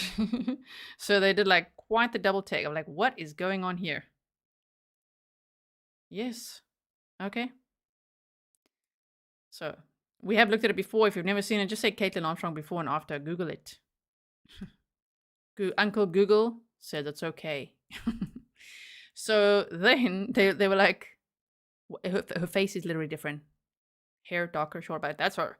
So she was sitting there on the patio of the hostel, probably eating pineapple, with a bandage on her nose. You know, she's just fresh out of surgery, okay. She was apprehended and deported from Costa Rica on the basis of an illegal entry and then extradited back to Houston, Texas. Then witness Daniel Portnoy, digital forensics, took the stand. Electronic evidence included 5 iPhones and 2 laptops, as well as the infotainment system in Kaitlin's Jeep. I would have loved to see all this data and the presentations and everything. I'm just bringing the summary, of course, even from summaries, right? It's all these Twitter or X threads, articles, little clips and things that one has to draw all this information from. Yes, Regina, she was probably eating pineapples, really holding them. She's like, I wonder though. Trial summary day 7. We're almost there. There's 9 days to go over. Witness Detective Daniel Portnoy, Austin PD, digital forensics again. Kaitlin said Kaitlin turned her phone off between 7:30 p.m. and 9:47 p.m. on May 11th, 2022. It reminds me of that Tim Bleefnik trial we watched together. Maybe you didn't see it with us. Hopefully you'll check it out. Where sometimes it's about when they turn their phones or devices off. That could also be circumstantial evidence, right? Added to the pile of evidence, like in this case. She turned her phone off exactly between 7:30 and then 9:47 p.m. Just a time of prowling around outside the burger bar and Cash's apartment.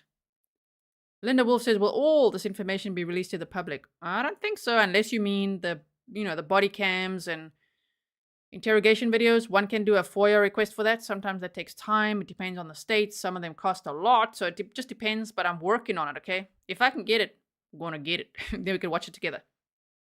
So, and then this will be a good foundation for anyone who doesn't know what this case is about to look at this. Then we watch it together, if I can get it.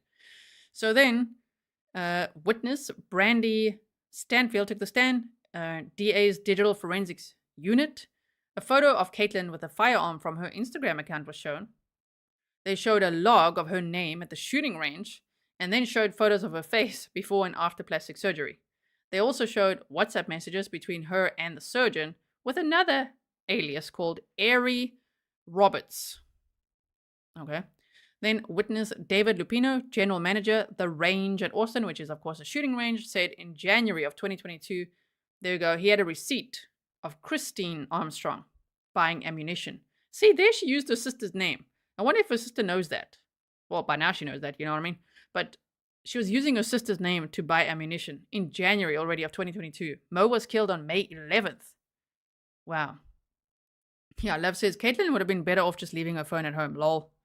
Yes, but she had to stalk Colin, you know? How would she do that without a phone? But yes, she should have then. No, we don't want to give them tips. Go to Walmart, get another phone. But let's not give them tips ever, okay? So then, witness Jill Zahn took the stand. Christine, that's now Kaitlin's sister's former neighbor. She recalls Kaitlin and Christy approaching her. So sometimes her full name is Christine, but sometimes they refer to her as Christy, right? So don't get confused. So the two sisters approached her and asked her to teach them about firearm safety. Jill was apparently very familiar with firearms. In January of 2022, Kaitlin brought her 9mm 6-hour long. You know, she packed it in her baggie and went there to have the safety training from Jill. Okay. And I think this was in New York, if I'm not mistaken, or just outside. Big Bake on the move. It's so nice to see you. And you're like, such a crazy story. Yes, it is.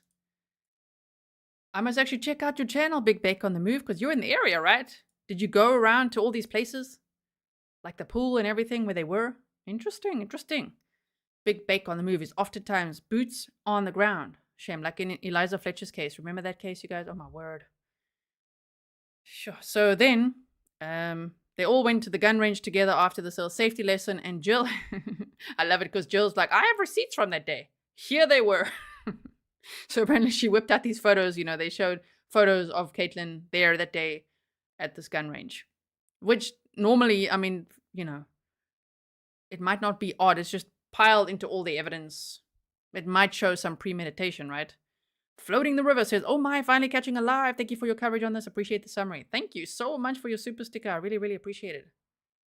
So then, witness Steve Aston, a forensic scientist, firearm ballistic research and training, talked about these extraction marks from the spent shell casings and her gun. And so he said that the extraction marks, he didn't use the word match. He said it's like an agreeable level. He doesn't use the word match. There's specific terms that he used. Agreeable, okay? But for our understanding, he said the extraction marks match Kaitlin Armstrong's gun. But then the defense focused on proving that this was just junk science. So the defense seemed a little bit successful in that. Let's quickly go to the next slide to see.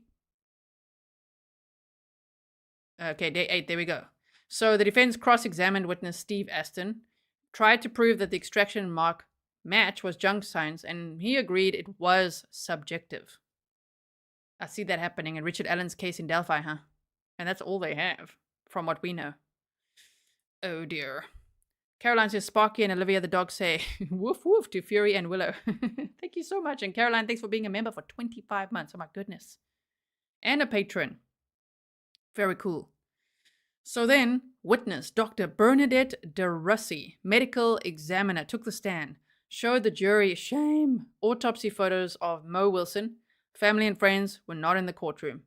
Mo had 3 gunshot wounds, one to the right side of her face, one near her right temporal scalp, and a third to the left of her chest. Mo was on the ground when the third shot was fired. This medical examiner was able to say yes, based on the exit wound and all that, she would have been on a hard surface. K Music Taylor says, I enjoy your commentary so very much. Oh, thank you so much. And thank you for being a member for 11 months. And then the witness, they also said shame that Mo had defensive wounds on her index finger and on her index finger and thigh. Don't know which thigh, but defensive, maybe she, held her hands out or something.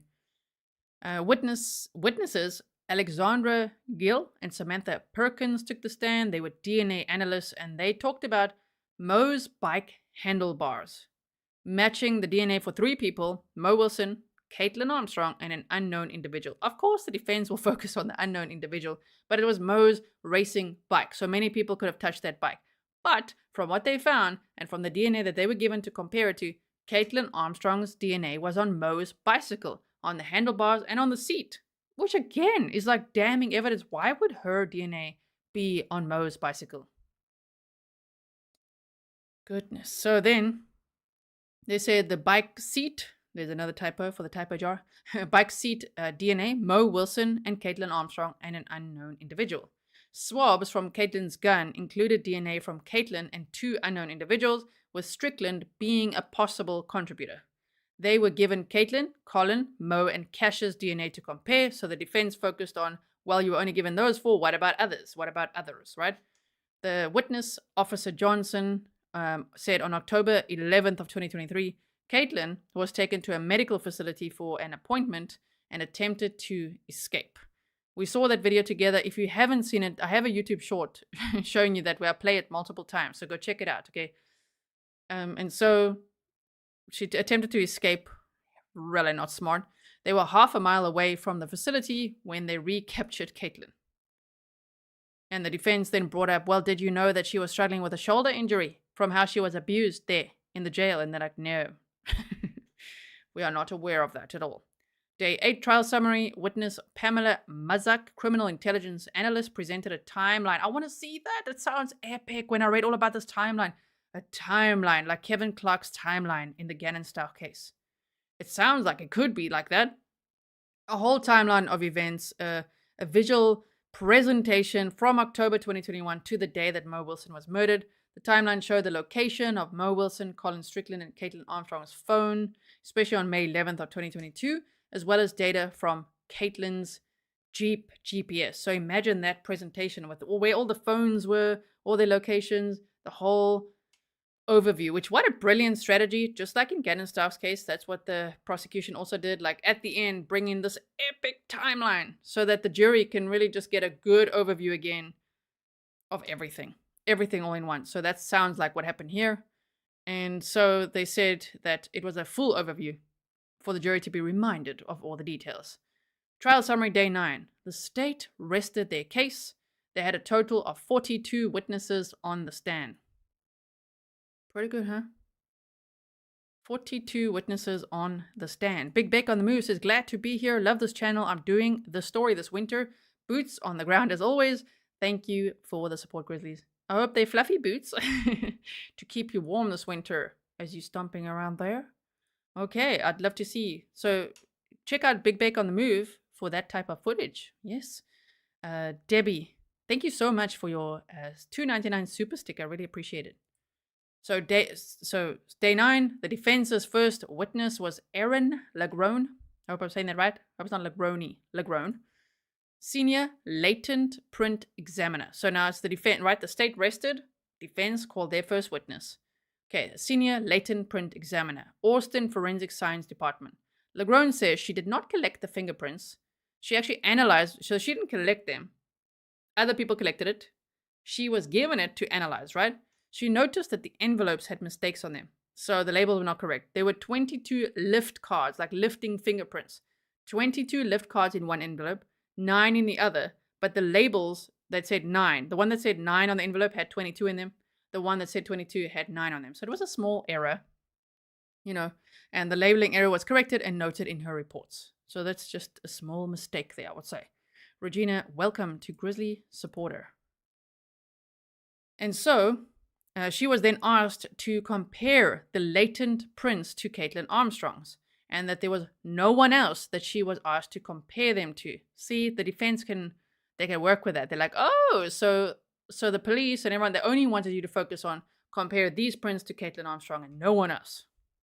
Some prints were no longer suitable for comparison, like front window prints and bike prints were inconclusive. Cross-examination from the state asked if she'd ever heard of pineapple juice being used to alter fingerprints. And she said, you would have to hold a pineapple for an exceedingly long time for it to wear away your fingerprints. And she said she'd never heard of it. And then apparently the whole courtroom chuckled. Wish I could see that moment too. So then, trial summary Wednesday, November 15th was day 9. Yes. Defense witness APD officer Niels. Defense implies that APD, the Austin Police Department, was imposing on Kaitlin and scaring her into going for an interview. But it backfired a bit because this officer said, well, Kaitlin seemed calm on the way to the police station and made small talk. And he said her demeanor in the courtroom is just how it was there. Like she just is emotionless at all times, basically. The defense witness Matthew Cotaro, forensic DNA consultant, took the stand. An expert witness, they said. He does not recall seeing swab evidence from the Jeep, but I mean, apparently it was taken. He doesn't recall seeing it. So he says there was one other DNA profile that was unknown on the pistol, in addition to trace DNA left behind by Strickland and Armstrong. He said it's impossible to say if Armstrong's DNA found on the bicycle is trace or transfer DNA. Then cross-examination from the state said, well, it's possible that Kaitlin's DNA was on the bicycle, yes, and they compared it to winning the lottery. And then he said, yes. And they said, but it's also probable, right? And he said, also yes. He says he's not here to say how Armstrong's DNA ended up on the bike, only to confirm that it was there. Then there was a witness, Bill Tobin, materials science and metallurgy. He's testified in over 300 court proceedings, and he's an expert in metallurgy. The defense asked, is firearms identification a science? And Tobin responded, no. Tobin's testimony appeared to go directly against previous firearms and tool marks expert Stephen Aston, who was for the state, right? He said that a critical component is 100% subjective. There's no direct, quantifiable, or quantitative guidance as to what they should be looking for. Good to know. For the Delphi case, I'm always just like, ooh, Delphi, when I hear these things about extraction marks and all of that. Anyway, good luck to the prosecution to prove that. So then, in that case I'm talking about, state cross-examination said They asked him, well, did you look at any evidence in this case? He said he did not. He also confirmed that he's not a member of the American Academy of Forensic Sciences, and he's getting paid by the defense a retainer of $5,000. I think the state was pretty good at asking their questions. Right? And so, you say, was she trying to look like Mo with her plastic surgery, or Cheryl Spinazzola? I think she was probably trying to look more like her sister, because she had her sister's passport there. I think that's what it was. But you never know. So then the defense called Colin Strickland back to the witness stand. Colin does not recall a lot of what they were asking. So he started off answering questions apparently, and then he got really ticked off, and then he just said, I don't recall for everything. Okay. Not the greatest attitude on the stand, right? But anyway, including questions about vandalism taking place at the home, because they want to the defense was saying, well, you said there were some vandalism events at your home, like weird things going on before Mo was murdered. So even though the houses are in different areas, but okay. So they're going with that. And he just doesn't recall, talking to the police about that or the pictures or whatever. He just don't recall. They asked if Armstrong generally wore her own bicycle helmet, and he said yes. That was a weird question. Don't know what that was about. Because her bicycle helmet was not really in question, from what I'm gathering. Anyway, Colin, by the way, brought his dog along with him on this day and did not attack any photographers. So I don't know if you've seen him attacking photographers, but my goodness. I just want to see if I can find a quick clip here. Colin Strickland attacks photographers. Have you seen it? And then he had his it's like a little dachshund with him. Yeah, there's so many little clips. I'd rather just make like YouTube shorts of it all together so you can see them, all the moments. But he was literally walking out and then stood on one of the photographer's feet, and you could hear them go like, ah! Oh man, like screaming, like, because he's like, bam, on their foot. They're like, okay, bro. Like, there's police officers all around him. What are you doing? Like, what are you doing in general? But why don't the police officers do anything either? So he did that. He attacked photographers 3 times. He just like whacked their camera out of their hand, stomped on their feet, that type of thing, pushed on the lens of the camera. And then this time, when the defense called him back, he had his little dachshund with him. Took the dog with him to the courtroom, which of course everyone judged him for. Like, shame, the poor dog. Why would you take your dog with? I think he was trying to garner sympathy or have some, I don't know, emotional support or who knows what. Yeah, D Bank says her life is over for what? A man who didn't love you? Senseless. I know, right? Okay, and I've still got one more picture to show you quickly here. Oh, wait, we got 2 more slides. We're almost there. Trial, summary day 9. Okay, defense rested. Kaitlin said she would not testify. Apparently, she was completely shell-shocked by this question. Like, she was there like, are you going to testify? And she just didn't know how to handle the question. So her attorneys had to explain to her that you don't have to testify, like re-explain her rights and why she should and why she shouldn't, all of that. In the end, she said she's not going to testify. The state then had a rebuttal witness, Dr. Tim Calafoot. I don't know if you say like Calafoot, but I want to say like Calafoot. I'm from South Africa, remember? So when I see that, I'm like, oh, Dr. Tim Calafoot, forensics professor at Sam Houston State University. Calafoot says that based on the evidence, he's comfortable saying it's more likely that Kaitlin Armstrong's DNA got on Mo Wilson's bicycle by directly grabbing the bike. The defense then asked, well, do you know how the DNA got on the bike? He said no, he has no clue. The defense also established that Calafoot was paid by the state to be in court. So they were like, oh, we want to get you back for asking how much our witness was being paid. How much are you being paid, sir? So there was that. But a back and forth. Trial, summary, day 10. That's where we are today. Closing arguments. And we're going to watch that together now. And we can just teleport through breaks and fluff. I want to show you this picture. This is a picture of Mo Wilson when she was younger with her bicycle. Oh man, it's the sweetest picture. She just loved sport, loved cycling, loved alpine skiing, they said. Oh man, isn't this such a cute photo? So I really hope there will be justice for Mo Wilson, whose life ended way too soon. Speculatively by a jealous girlfriend. I mean, there's no telling if Mo even wanted to be with Colin. She was probably just friends with him at the time. You know, there's a lot that we don't know. I'm just saying. It just, oh man, it just sucks. Phantom says no one wasn't even looking at him. Yeah, when he stomped the foot. Yeah, exactly. So that's the summary of the entire trial in one day. Now, let me fetch those closing arguments for you here. I'm getting it from KV. Are they still live? Hold on 1 second, please. I just want to see how long it was. It's not too bad. 1 hour and 16 minutes. Okay, so let's capture that for ourselves. Let me resize it for us, and I'm going to make sure to boost the sound and everything for us, okay? Boost it. Yes, please. We do want that. And I'll make sure the color's nice for us. Are you ready to watch the closing arguments? I might as well even make a nice little label for you. Closing arguments. Here we go. Live. It just happened earlier, but live now on Grizzly True Crime. Court time. Yes, Alex Bird says court time? Court time. So now I'm going to have my little rose lemonade here and listen with you. Okay, so let's get started with this.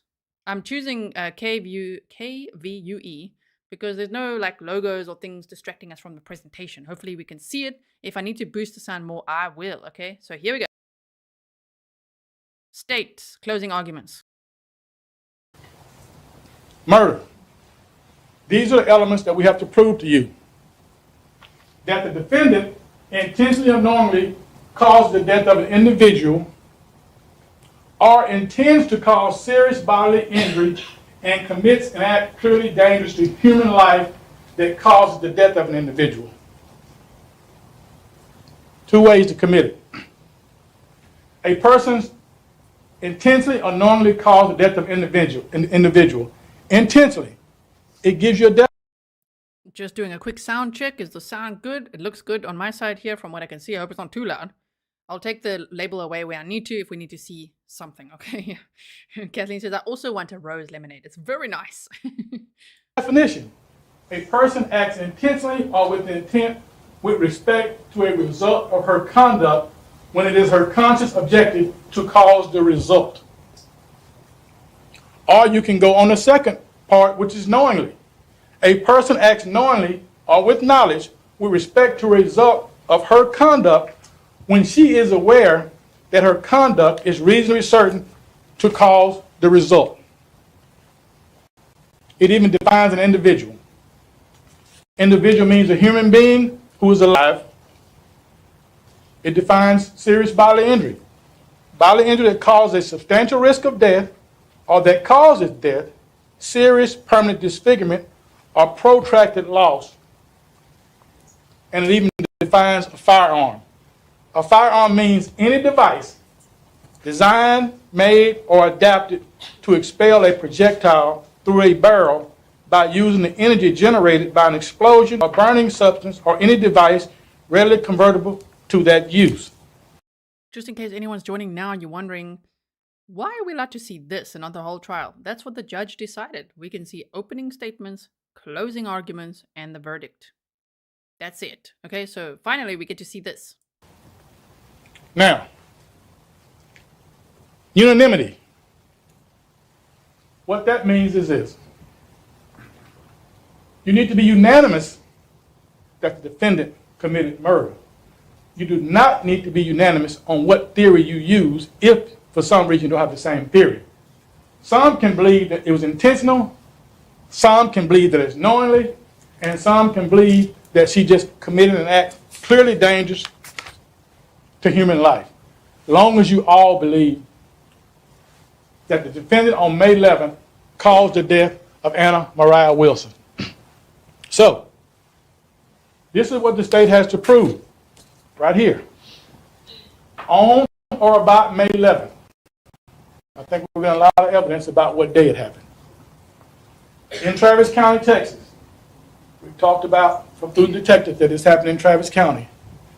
That the defendant, Kaitlin Armstrong, intentionally or knowingly caused the death of Anna Moriah Wilson or intended to cause serious bodily injury and committed an act clearly dangerous to human life that caused the death of Anna Moriah Wilson with the firearm.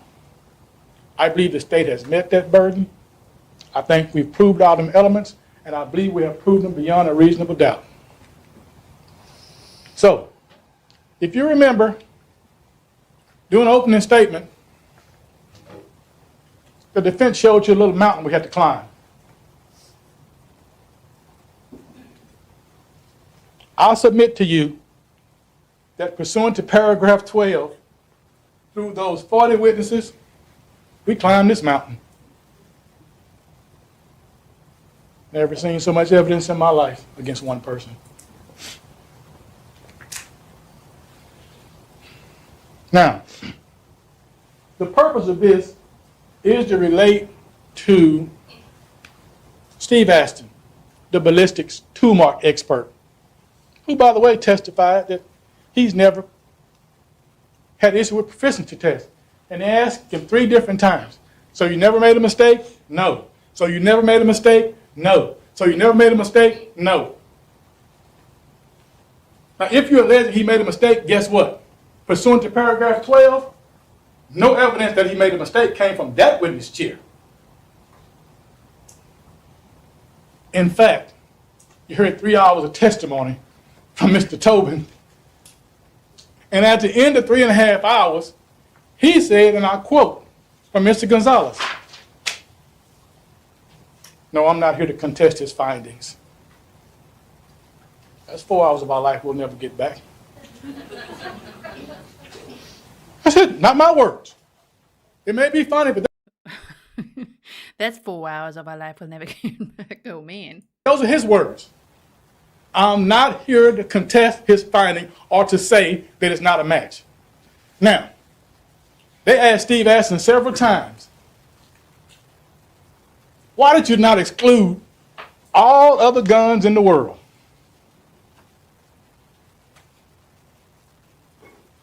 No one else in the world had a 6-hour P365 and left their DNA at the scene. Nobody else in the world fit that description. No one else in the world was angry that their boyfriend was out with Mo Wilson. Just her. No one else in the world had their Jeep circling 1708B Maple for an hour before you heard that 915 shot. No one else in the world matched that description. That's what you do when you got nothing. You pick on the detective and you talk to him about where you didn't look. Not the mountain of evidence that we have. You try to distract you from that. And finally, no one else in the world left the scene of the murder in Kaitlin Armstrong's Jeep that was parked in that alley from 8:40 p.m., 2 minutes after the murder. We don't need no one else in the world to make these facts that came from that chair true. These are not my words. These are facts that came from the witness chair. No one else in the world fits this criteria. So that, did you check every gun in the world? That's called a rabbit hole they want you to go down. Only Kaitlin Armstrong, the defendant, fits these facts that was presented to you through that witness chair. Now, let's talk about her best friends, one of them. One of them says she's a friend, one of them says she's a best friend. She told Jacqueline Chastain about the gun a month after it was purchased. Nicole Mertz said, I've never seen her that upset before, and that's why I remember. Never seen her that upset before. These are her friends. We called them, but they were her friends. You heard them. Don't let anybody recharacterize a relationship. Those two ladies got on the stands and said, we are her friends, and one of them said, she's my best friend. And we know Kaitlin called Mo Wilson to confront her about Kate. We know that from the cell phone records. Now, we don't know exactly what she said, so I'm not going to put that out there. But we know she called her. And we know Colin texted her and said, WTF. And we all know what that means. And what's even more chilling, I like this guy. is that when the defendant's two best friends heard that Mo Wilson was dead, They called the police, unsolicited, and they said, you better check her out. You better look at her. Now, they both testified that, no, I didn't take that serious in January. But then when they backed up and put it together about how angry she was, about her shaking to the point where she has never seen that angry before. If anybody knows you, your best friend knows you. Now, they may get up and say he's not our best friend. But guess what? Did anybody sit right here and contradict Chastain and Mertz's testimony that they were her friend and her best friend? No. Okay, I'm just quickly gonna say that obviously now, right now, as we're watching live, depending on when you're watching this, the jury is currently deliberating, and they say the jury is allowed to deliberate for as long as it takes. If they choose to break for the night, they are allowed to do so and return the next morning to continue. Okay, interesting. There'll be a separate news tweet or post for that verdict when it comes in, so I'll be keeping an eye on that just in case. Maybe we'll get to watch the verdict, who knows? Because we started this a little bit later, which is great. And now we are 9 minutes in out of 1 hour and 16, and I'm not sure if there's a break in between that we might teleport through. We shall see. So that's the evidence that you have to work with. Her best friend called the police on her. Now let's talk about these surveillance videos. You heard a lot of talk about the surveillance videos didn't cover the stairs to Cash's house. No. Generally, people have surveillance cameras to protect their own property. The lady in the alley, she had a camera in the front and the back of her house. Her camera wasn't to figure out who might go up Cash's stairs and kill her best friend, Mo Wilson. Her camera was for her own protection. It was on 18th Street, north. And to the east, on Maple, there was a couple of cameras. And those cameras point to the front of those people's house and their porches for their protection, not in the alley. Once again, they want you to look somewhere where the evidence is not. And when she left, you didn't see the Jeep. The reason you didn't see the Jeep is she left south in the alley. The camera was north and east. Remember further north, the camera caught the motorcycle going by? There was no camera. Now, I'm not suggesting that she knew that at all. I don't believe she did. Because if she did, I don't believe she'd been circling in that Jeep the whole time.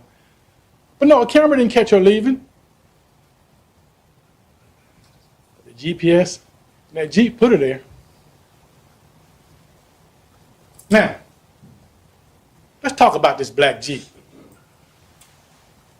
Remember initially when the 3 or 4 video people came up here? And I want you to split your mind down the middle. On the left side, all this noise I'm talking up here, they're going to be talking.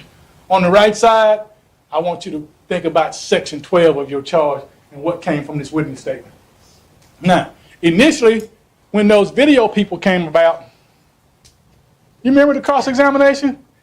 Do you know how many black Jeeps in Austin? Do you know how many black Jeeps in the neighborhood? How do you know it's that black Jeep? How do you know it's a Jeep? Aren't there a lot of black SUVs? Well, the minute Daniel Portnoy comes up and takes that GPS out of her Jeep, and we see her at CarMax in her Jeep, now they switch gears to how do you know she was driving her Jeep? You see the rabbit holes they're going to try to send you down? First, it wasn't her Jeep. Then we got proof that it was her Jeep. And now she wasn't driving the Jeep. Now, I want you to look at your picture on the screen and think about one thing. At 9:17, track 100 of that Jeep, 2 minutes after that murder, just a few feet down that alley. Track 100 starts at 9:17. Now, this is not a true picture of 9:55 p.m. that night. I just wanted to show you this because you see Colin Strickland in that garage right there? That's exactly where he said he was at 9:55 p.m. or somewhere around that time when Kaitlin Armstrong, the defendant, drove up from murdering Mo Wilson in that black Jeep. The same black Jeep that from our first 10 witnesses wasn't a black Jeep, wasn't her Jeep. And then the second set of witnesses, she wasn't in the Jeep. That same black Jeep that she was not in, drove up. And like Colin testified, he was in the driveway with the garage up when she showed up at 9:55. That takes away all these phantom people. You remember all that talk about how many people went to the house for this, that, and the other? Rabbit holes. Go back to section 12 in this chair. Did you give any testimony that anybody was driving that black Jeep, her black Jeep, with her phone? Now, Ms. Mazak, who did a wonderful job, all those text messages, all those things, they came back and made her say, Kaitlin's phone, not Kaitlin with her phone. To imply that someone may have stolen her Jeep, stolen her phone, and the geolocation put them in the same place. So whoever stole her Jeep and stole her phone, they was running side by side. But check this out. Whoever stole her phone and was in her Jeep sent somebody a text message with her home address from that phone that they stole that was not in her possession, if you believe that. And that same person who had Kaitlin Armstrong, the defendant's phone, sent Colin Strickland a text message about a lawsuit that they had going on with some real estate issues. So if she didn't have her phone, whoever stole her Jeep and her phone was also interested in her lawsuit and where she lived, if you believe that. And there's no evidence to suggest that it was anybody other than her. And finally, that same phone says she had to run errands earlier, and she texted Colin saying Fini, which I think means finished. So whoever had her phone, if it wasn't her, they were finished running their errands just like she was. See, the more I talk, the more ridiculous it gets that it wasn't her with that Jeep and that phone.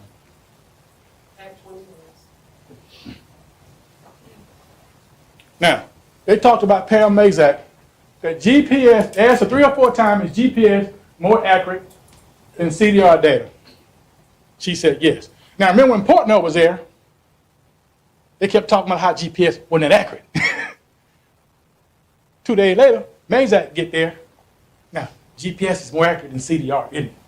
We agree, it's accurate, because it puts her Jeep at the scene, puts it at 8:40, has it leaving about 9:17, and has it driving up at her home at 9:50. Her Jeep, her GPS, pulled out of her car at CarMax. And the DNA on the bike puts her at the scene. Proof that Kaitlin was there when Mo Wilson was shot. Gunshots at 9:15. Jeep parked in the alley, leaves after the gunshots. Kaitlin's DNA on the bike. Shell casings that matched the gun. And like Detective Ramirez said, it was personal. So she shot her in the heart after she's all on the ground based on the exit of that bullet. Now, when the defense expert got up there, he said 3 times, and I'm like, whoa. DNA tells us who was there. I agree. That's their expert, not ours. Our expert was more cautious talking about the ratio. He said DNA tells us who was there. And I agree. She was there. We'll go to this evidence real quickly. The video evidence Shows us that Kaitlin was circling 1708 maybe about an hour. Shows us her Jeep in the alley 1 minute before Mo unlocked the door. Cell phone corroborates the GPS. Has all those personal messages. DNA evidence, Dr. Caliphate talks about tertiary and quaternary, or whatever that fourth level is, transfer, never seen it. And the evidence from Samantha Perkins that is 224 billion times more likely that the DNA included Kaitlin Armstrong as opposed to somebody else. Now, you've heard a lot of testimony about that third profile. Could have been anybody. Could have been a mechanic. Could have been an airport person. It could have been anybody's DNA. So don't let them go down that rabbit hole, and that's the real killer, some kind of grassy knoll theory, because you know what that doesn't explain? That third person DNA? It doesn't explain Kaitlin Armstrong's DNA on that bike. That's what it doesn't, unless she took somebody with her. So don't go down the rabbit hole, because there's no evidence that any third person did that. And look at all the other evidence and just use your common sense.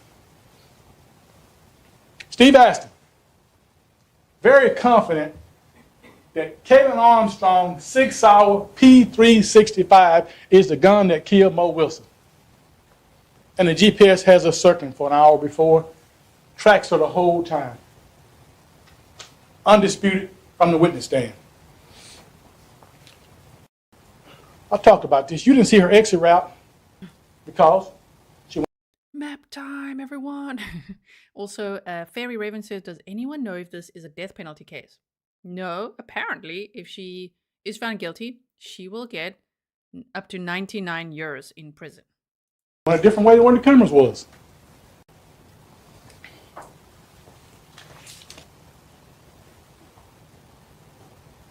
Mid-South. This was a race that she had just won, one of her recent races. Mo Wilson is a 25-year-old prodigy. Everybody in the cycling community that testified kind of shook their head about how good she was, and she was new at it. A prodigy. Taken from Matt and Mr. and Miss Wilson at the age of 25. Caitlin Cash over there on the front row. When I talked to her, call me Cash. Kaitlin killed my friend. That's why we call her Cash. Kaitlin with a C, but poor thing don't even like her own name anymore.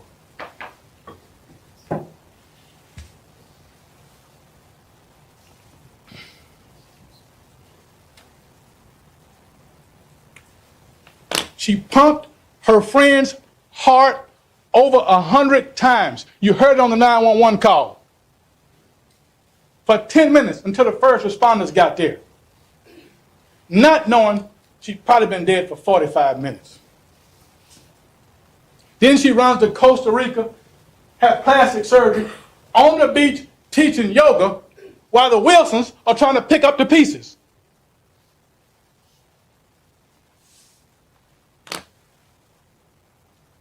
The state has met its burden of proof beyond a reasonable doubt. I think we climbed past their mountain and climbed Mount Everest. Overwhelming. Now, we're about to get up here and send you down a bunch of rabbit holes. I ask you to do me one favor.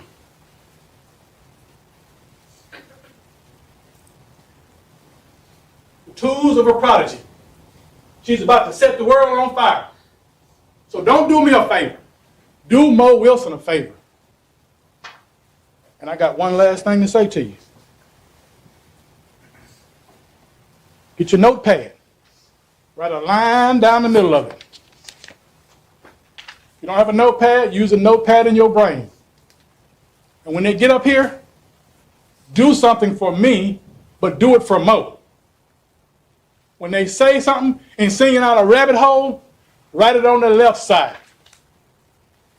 If it's proven from the evidence chair Pursuant to paragraph 12 of your charge, write it on the right side of your paper. And we've been here a long time, but we ain't got to stay much longer, because when you get to the back, I submit you that when you separate the left side of the paper from the right side of the paper, it's going to be blank, and we can get out here pretty quickly and find her guilty of shooting Mo Wilson in the heart and in the head and taking away this prodigy at the age of 25. Don't think about closure. Don't think about none of that. Don't think about the community. That's not your burden. Your burden is to follow the law. I only ask you to do one thing. Justice for Mo Wilson. The state has met its burden. I'm asking you to find her guilty. And don't let her run like she'll have to do 19 days before this trial. Thank you. I just love it. Don't you love it? Don't you go down those rabbit holes. I like it. Just focus on the evidence. That was so good. Okay, so let's see. That was 23 minutes. I wonder now. Oh, they go right into it. It looks very, very long. It's probably rebuttal as well. Okay, defense's turn. Let's check it out. Defense.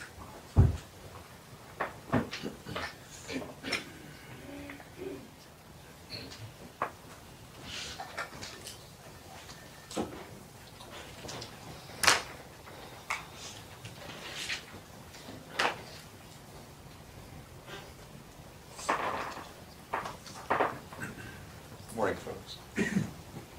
The state bears the burden of proof, and so the district attorney speaks first in opening and closing argument, and then they speak last. My name is Mr. Do they not know that? Okay, thank you, sir. Someone said it's a bit of a snooze fest. If we need to speed it up, we will. Cofer.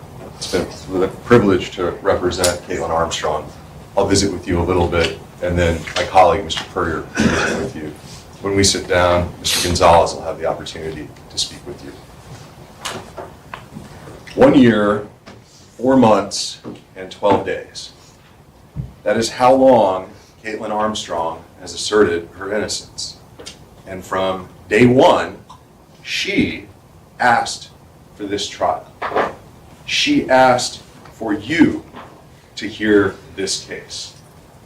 You have all done extraordinary work. This is a difficult case. It is an emotional case. It could appear to be an easy case. For those 1 year, 4 months, and 12 days, Kaitlin Armstrong has been trapped in a nightmare of circumstantial evidence. Sir. Okay, I won't object too much, guys, but sir, I object. This is way more than circumstantial evidence, if you ask me. There's a lot of evidence here. Sure. Richard Adam Delphi, circumstantial evidence from what we know. This, so much evidence. Like fleeing to Costa Rica on the sister's passport, changing her face and name. Wow, wow. Okay, let's hear it. How do you go about disproving a negative? The government has presented you the government's case to meet the government's burden. There is a lot of sizzle. There's not much stake.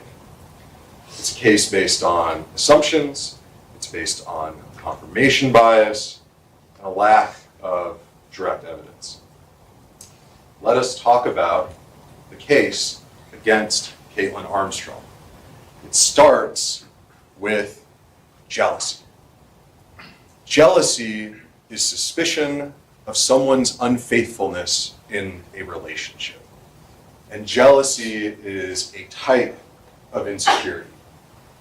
We know that Colin Strickland fostered insecurity, and he has become the new poster child for Peter Pan syndrome in Austin, Texas. So what is the evidence that Kaitlin Armstrong is a jealous psycho? Colin was not honest with Kaitlin about his special friend in Colorado. And Kaitlin allegedly sent him a photograph of that friend. The implication being, number one, perhaps she had been looking at his phone, and number two, that she's crazy and jealous because when he was sneaking off to Colorado to meet up with the person sending him inappropriate photographs, she had the temerity to not like it. Kaitlin called Moriah Wilson once in October 2021. The text messages introduced into evidence show you that she had immediately before been in conversation through those messages with Colin about the location of her helmet. Probably it wasn't a phone call about the helmet. Let's be real. Probably it was a phone call, something to the extent of, by the by, Colin Strickland is a little bit of an ass, and I live with him. Is that so unreasonable? Is that insane? Kaitlin also had the chutzpah to send Colin a snarky text message when there was an Instagram story of Colin. Ooh, he said a snarky text message. Okay. In a photograph with Moriah Wilson, undisputed. Kaitlin texted, "Give my regards to Mo." That doesn't make a murderer. It's possible that Kaitlin viewed Colin's text messages, undoubtedly. Just as Colin testified from the witness stand that Colin had done the exact same thing in past relationships. You 14, and the 12 of you who will decide this case, are a relatively unique species in Travis County. You are a diverse jury.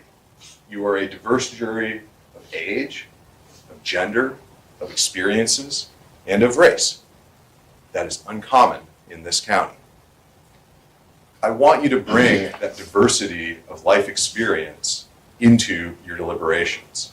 I want you to look out at this assembled audience, and I want you to wonder, because generations are different. This morning, someone advised me of a new app the kids are on, Flip. Hadn't heard of it until this morning. Young people communicate a little bit differently, but I would bet you every penny that I am worth that at least one of you has looked at your partner's text messages at some point. And I would bet you everything that I'm worth, and him, that that's true of a number of the people that are in this audience. And the younger they are, the more common it is. Because jealousy is a fundamentally human emotion. Because it is about lack of trust in a relationship. But we know what Mr. Strickland shared with us about Kaitlin Armstrong. That in October of 2021, when Colin Strickland was having his short relationship with Moriah Wilson, that Kaitlin Armstrong was on dating apps. That Kaitlin Armstrong was dating other people. We know that Colin Strickland told you that at the cyclocross events in Bentonville, Arkansas, in January of 2022, that Kaitlin didn't appear to him jealous in any way. Nothing remarkable about her behavior to him. And in fact, we know that he shared that, yes, he'd had a long-standing sexual relationship with professional cyclist and woman, Amity Rockwell. And that Kaitlin was friends with Amity Rockwell. That Kaitlin had never expressed anything approaching jealousy or negative emotions about Amity Rockwell. Moriah Wilson was not the first cycling woman in Colin's life. Colin hid his relationship with Moriah Wilson into 2022. He did that because he didn't want to be honest about it. He doesn't like emotions. He likes what he wants and what's important to him. He was breadcrumbing, and I think you know what that is. Why is this guy just attacking Colin? Like his only strategy is what? To attack Colin? Just like he was, as she said, a bit of an ass. He was, in fact, breadcrumbing. Yes, dating other people, sending snarky texts. He didn't say that in that context. I'm just like, wow, okay. Like, Caitlin's the one on trial, though. Moving on. Melissa, welcome to Grizzly Supporter. He was leaving his options open. He just didn't want to get caught. He didn't lie because Kaitlin was a jealous psycho killer. He lied because that's how he approaches life. That's how he approaches women. He's a professional cyclist and an amateur liar. Well, what did Colin Strickland? Yeah. No one should punch anyone in the face. I'm just saying, if this guy gets punched in the face by Colin based on how he treated photographers, I won't be surprised. Yeah, Stefan's like, okay, blame it on Colin. Defenses, closing arguments. Colin was an ass. Breadcrumbing. Professional cyclist, amateur liar. Like, sir, these are those rabbit holes that the prosecutor was talking about. Don't take us there now. Wow. Say about Kaitlin, though. He said the relationship was not volatile. Kaitlin was not a particularly jealous girlfriend. He shared he'd had girlfriends in the past before Kaitlin, and that Kaitlin was not jealous like those other past girlfriends. Who brought up jealousy first? Austin Police Department Detective Richard Spittler. On May 12th, mere 12 hours after the murder of Moriah Wilson, when Detective Spittler interviewed Colin Strickland, who first said that J word, Richard Spittler, because it was a great theory. And what a convenient narrative. What a wonderful and easy way to paint a woman and to tell a story. The woman scorned. Whether the facts met the narrative or not, it's a great story. Dude, not everybody murders, okay? Hope and Fear says, he's gonna step on your feet, Mr. Defenseman. He's so gonna stomp on his toes. The truth of the matter is that Caitlin's emotions and her actions were normal and routine and human. But she had to be portrayed as a jealous psycho to create the motive. The problem, however, in Colin and Caitlin's relationship was not Moriah Wilson. The problem was always Colin Strickland. However, Colin's behavior does not make sense. Colin changed Moriah Wilson's name in his phone on May 11th. Colin. I have to. For us to cope, I have to make commentary. Kaitlin changed her entire face and hair and took her sister's passport and went to do yoga, teach yoga in Costa Rica. I think Caitlin's the problem, okay? Let's leave Colin out of it, sir. Deleted his text exchange with Moriah Wilson on May 11th. What was different about May 11th? Why did he do that on May 11th? He felt he needed an alibi. Why that day? Jealousy. But what about the black Jeep? You know exactly where and exactly when that Jeep traveled. There is not a doubt that Caitlin's cell phone was on her person between about 5:30 p.m. and at least 7:30 p.m. on May 11th. There's no dispute whatsoever as to that. And there is no doubt of any type that Caitlin's cell phone was in the vicinity of the black Jeep. Was Kaitlin in the black Jeep? Who had access to the black Jeep? Who had access to the key fob to the black Jeep? Who had access to the key bowl containing that fob that drives the black Jeep? Who previously owned a black SUV? Pam Mazak presented you a compelling PowerPoint, animation, details. PowerPoint presentations in criminal cases like this are a lot like swimsuits. What they reveal is interesting. What they hide is what's essential. It's real easy to...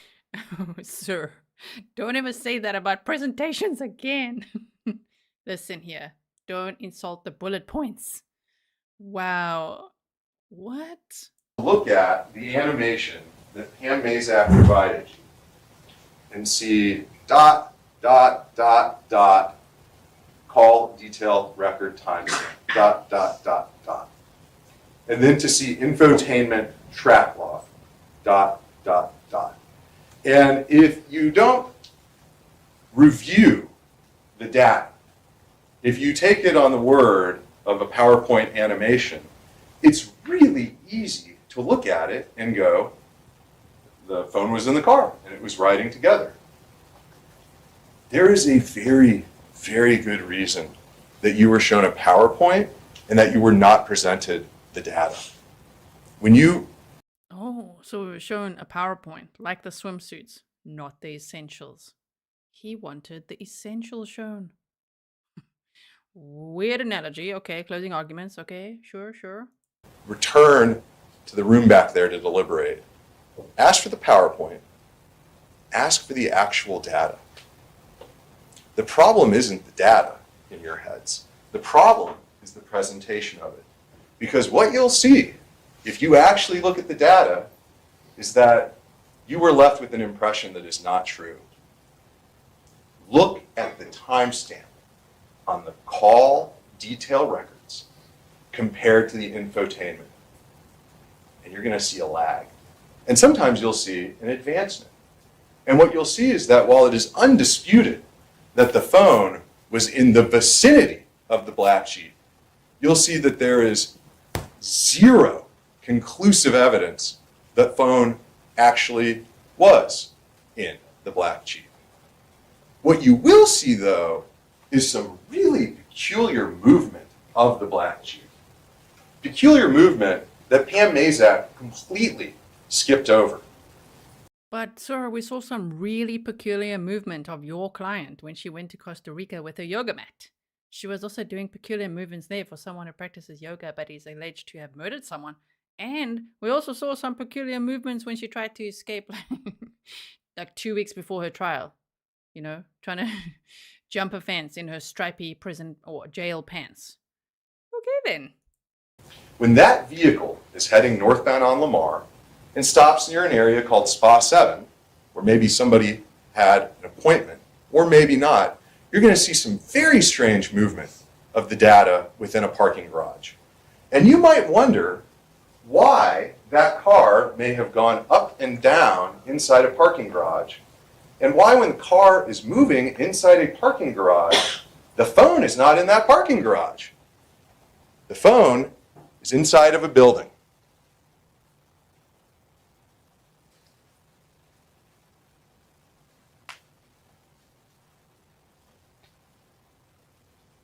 What about all those other vehicles?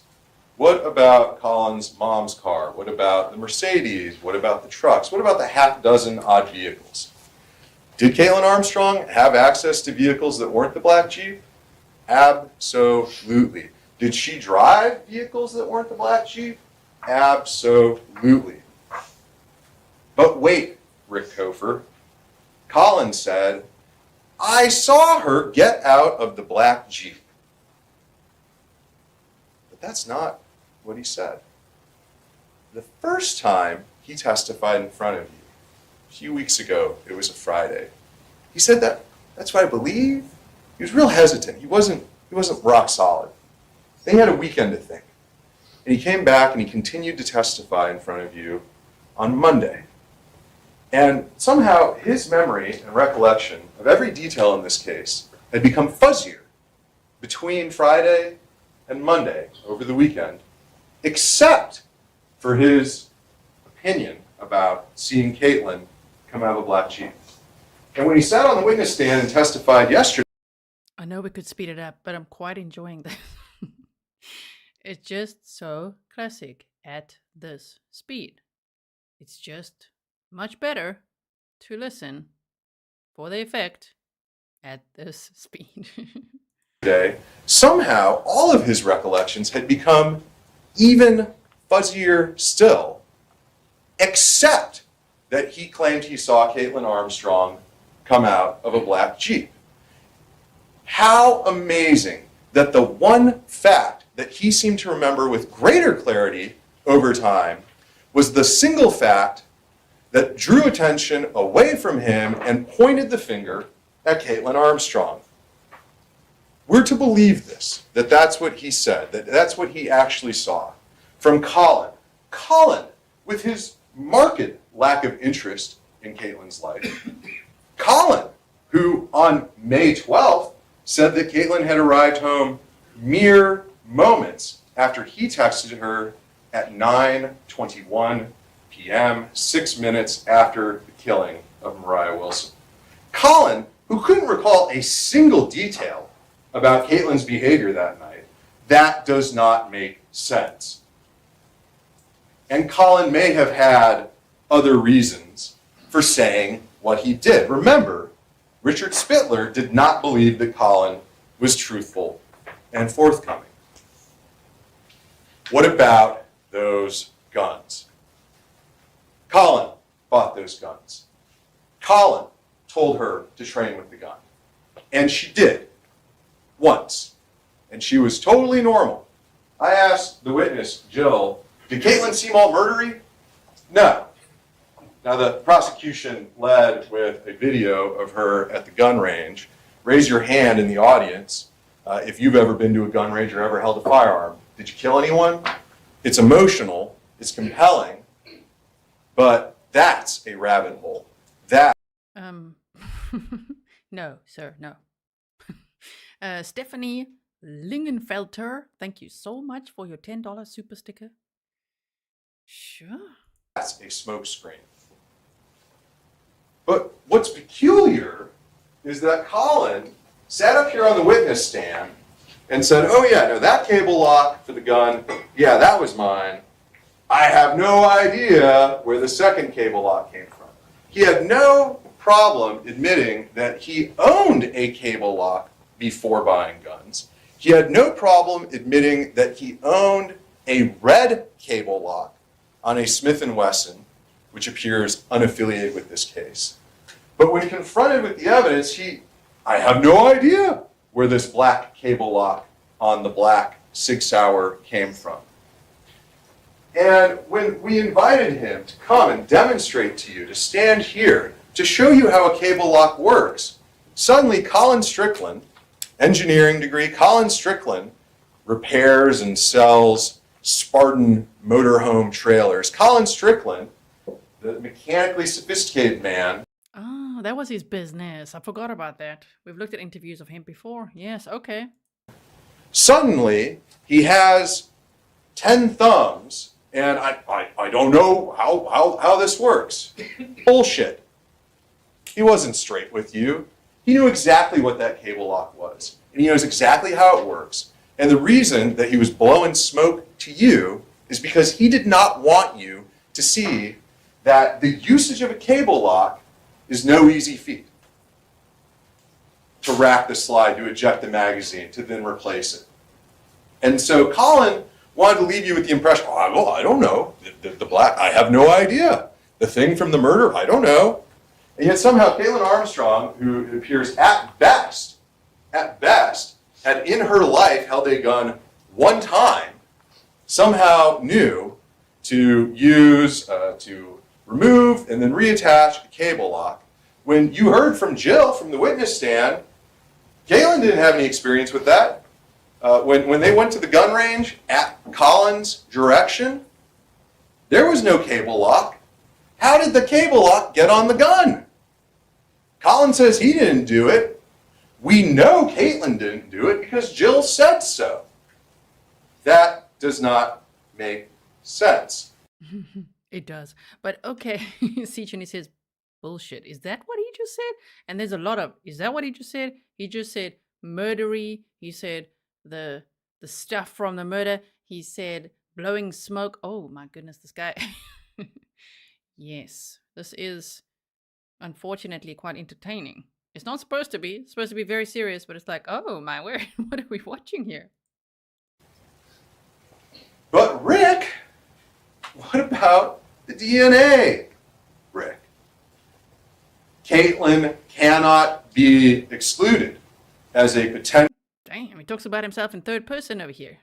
Rick, Attorney Cofer. Hello, what about the DNA? Okay, I don't know if that appeals to the jury at all. I would be like, wait, what? Why are you talking to yourself like that, sir?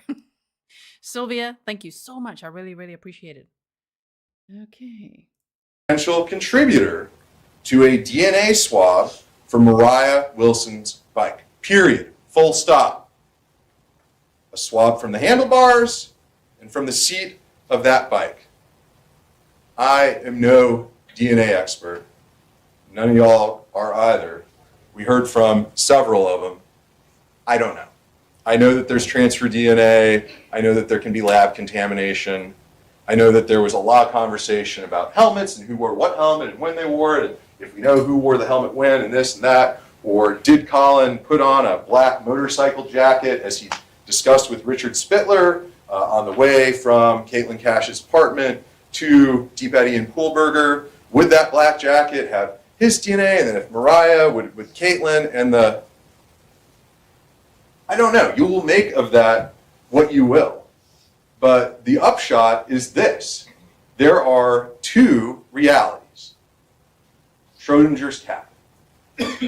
Either Kaitlin Armstrong was there, and that's why there's DNA that was found on that bike, or at least that she cannot be excluded, blah, blah, blah.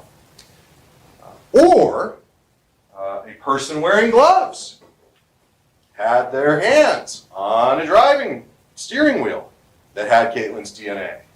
Or Moriah Wilson had touched the same bike, or the same helmet, or the black jacket. I don't know. But I do know one thing.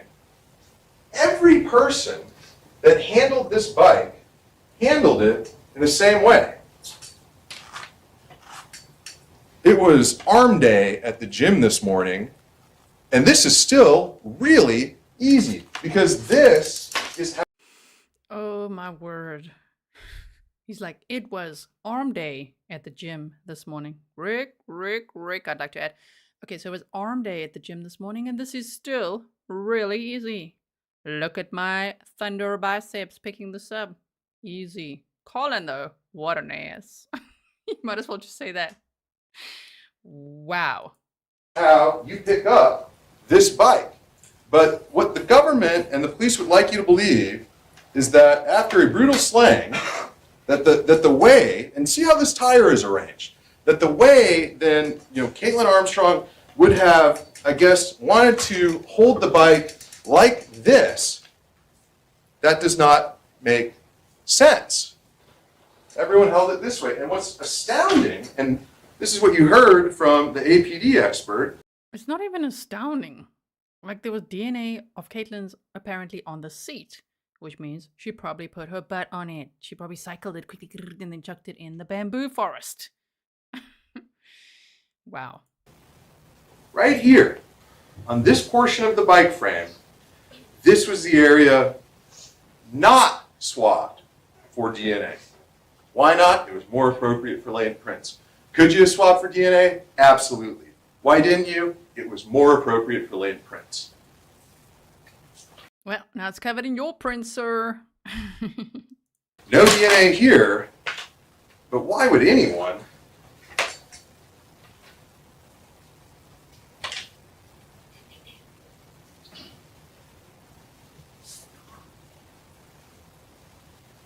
That doesn't make sense.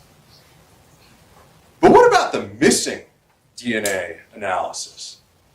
No analysis of any DNA from that bike frame. What about the swabs taken from the black Jeep? You heard testimony. DNA swabs were taken from inside the black Jeep. Never tested. Why? Why not? Why leave it to chance? What if it had shown yet another unknown profile? How inconvenient. We do know, as a fact, unknown DNA profile on the seat, unknown DNA profile on these handlebars, unknown DNA profile on the gun. That does not make sense. Austin American Statesman got it right. There's mystery DNA. And there's one more source of DNA that was never tested. The rape kit. The truth of the matter is, Austin Police Department did not want a single piece of evidence in front of you that might point away from Kaitlin Armstrong. They didn't want any evidence that could potentially be inconsistent with their version of the case. And that's why the black swabs from the Jeep, or the DNA swabs from the black Jeep were never tested, and that's why the rape kit was never tested. Rick, what about the police interrogation? We saw her on the video for 11 minutes. She looked cold, she looked bad, she looked like a killer. Imagine that your boyfriend has just been contacted by 2 homicide detectives and told to come down to homicide. And that not but 60, 90 minutes later, additional law enforcement arrives, tactical vests, guns. You're under arrest. What am I under arrest for? Don't know, can't tell you. And then you're taken down to be interrogated, put in a room with Katie Connor, who may not be the worst homicide detective I've ever seen. Wow. Okay, so we can get snarky with him. He's very snarky towards a detective there. Sis. Rick. Nope. This is not a good closing argument, sir. But is certainly in the running. And told, oh yeah, you're under arrest on this warrant. I couldn't tell you a thing about it. I don't really know. Oh, is someone knocking? No, no one's knocking. Oh no, I think they're knocking. Kidding. Our bad. You're good to go. Hey, your boyfriend and the. What would you do? How would you respond? Don't you think you'd be a little confused? Rick, come on. Costa Rica. What are you, an idiot? Come on. She ran. She ran. Only a guilty person would run. Are you a fool, Rick Cofer? And yet you heard testimony that Kaitlin was told by the Austin Police Department, free to go, ma'am. And when she went to New York, free as a bird, just like any of the 14 of you. And when she booked that ticket for Costa Rica, when she drove to Newark Airport, when she got on a plane bound for San Jose, what did Richard Spittler tell you? That the murder warrant that he had gotten about 10:30 p.m. on May 17th, 2022, had not been entered into TCIC and CIC. At the moment she bought that ticket, at the moment she was on the way to the airport, on the moment she got there, when that plane was taken off, there was no way in the world that Kaitlin Armstrong could have had any awareness or knowledge in any. Then why is she running to Costa Rica on her sister's passport and changing her face and making up new names if she's just taking a random trip? This is where I was always like, how can the defense create reasonable doubt if they were going to? Oh, she likes to travel, they said in opening statements. Yeah, not on your sister's passport though. Come on. Is he going to skip over that? Any way whatsoever that there was a warrant for her arrest. But we do know that Kaitlin Armstrong routinely traveled internationally. We know that she routinely traveled internationally with little notice. There were multiple witnesses who testified to that. And we know that she did it related to her yoga. Was she scared? What do you think? Do you think that she may have been concerned a little bit that her boyfriend had killed someone? Or if not that whoever killed Moriah Wilson might want to kill Kaitlin Armstrong next? Or that this might have been connected to the vandalism, the unexplained vandalism outside her house? Fear. Fear results in fight. Yeah. If you watch the True Crime Daily sidebar podcast episode that I was on with Josh Ritter, we talked about this. And we also talked about it behind the scenes. So I hope I can't remember what all's out there, but I was saying, this is what they're going to say. Just like she was so scared of her killer boyfriend. She had to use her sister's passport. No, it just doesn't work like that. One could have thought this is what they're going with, because I'm like, how will they ever explain that she used her sister's passport to get out of the country? They're going to go with fear. And here he goes. He's like, fight or flight. And change your face. Yeah, no, sir, no. Or flight. And it was flight. And she certainly was afraid, and that's a reasonable conclusion you can draw. Rick, a couple of weeks ago, she ran away. They took her to a medical appointment, and she ran away. Guilty. Why are we even here? Terrified woman, fearful woman, in jail, abused, injured, someone who doesn't know what they're doing. There's been no testimony about the things he's talking about now. Nice. Object. Object during defense's closing arguments. He's like, wait, what? Remember the opening statements? Remember that attorney? Oh man, the eye rolls were so classic. He's like rolling his eyes at objection. So let's see what happens here. I'm moving on. He can twist the evidence any way he wants to, but he can't try to add new evidence. Ladies and gentlemen of the jury, will recall the evidence as a verdict from the witness stand. That's the case against Kaitlin, right? Isn't that what it boils down to? Did I miss any of the big points? Isn't that where we're at, that circumstantial evidence case? It's a simple case. It's an easy story. It's a beautifully simple story. But it's wrong. And it's based on assumptions of gender and of motive and a bias toward confirmation. And who got to investigate this? Richard Spittler on his first homicide. Why test a rape kit? Why would I need Colin's laptop? I looked through it. I mean, sure, I've got no background in digital forensics, but I looked through it. It seemed fine to me. Let's return it to Colin. One single solitary piece of physical evidence has been removed from this case. Colin Strickland's laptop. Why was Richard Spittler so eager to get Colin's laptop back to him? Why does Colin get treated differently than everyone else? What about Colin's iPad? Why was it never seized? Sounds like he does know a thing or two about jealousy. Why was it never extracted? Why didn't Richard Spittler bother to contact or investigate any potential suspect until months and months after he had issued an arrest warrant for Kaitlin Armstrong? He calls Alan Lim, a putative lover of Moriah Wilson. He calls Gunnar Shaw. Surely he did that in the days after the murder. No, he did it in July.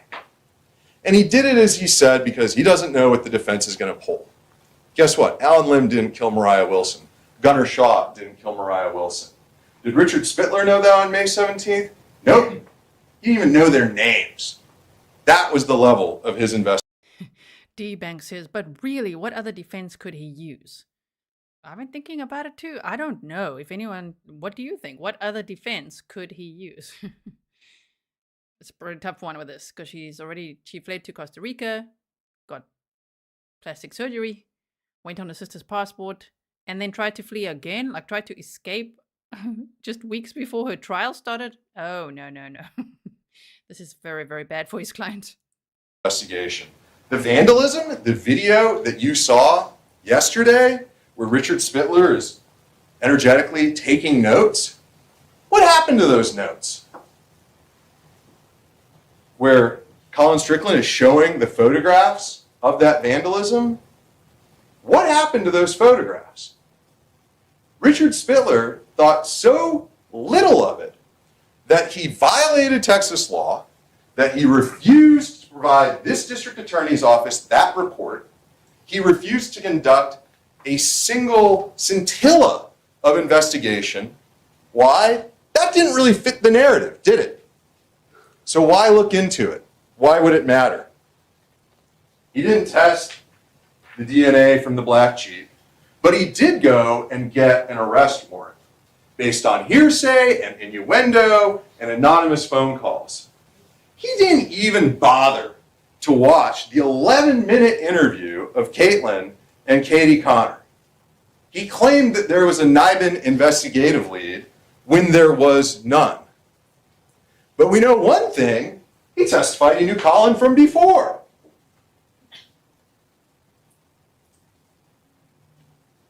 What a world to be treated like Colin Strickland has. So what happened here? Police think Kaitlin committed this crime. They don't know. She fits their story.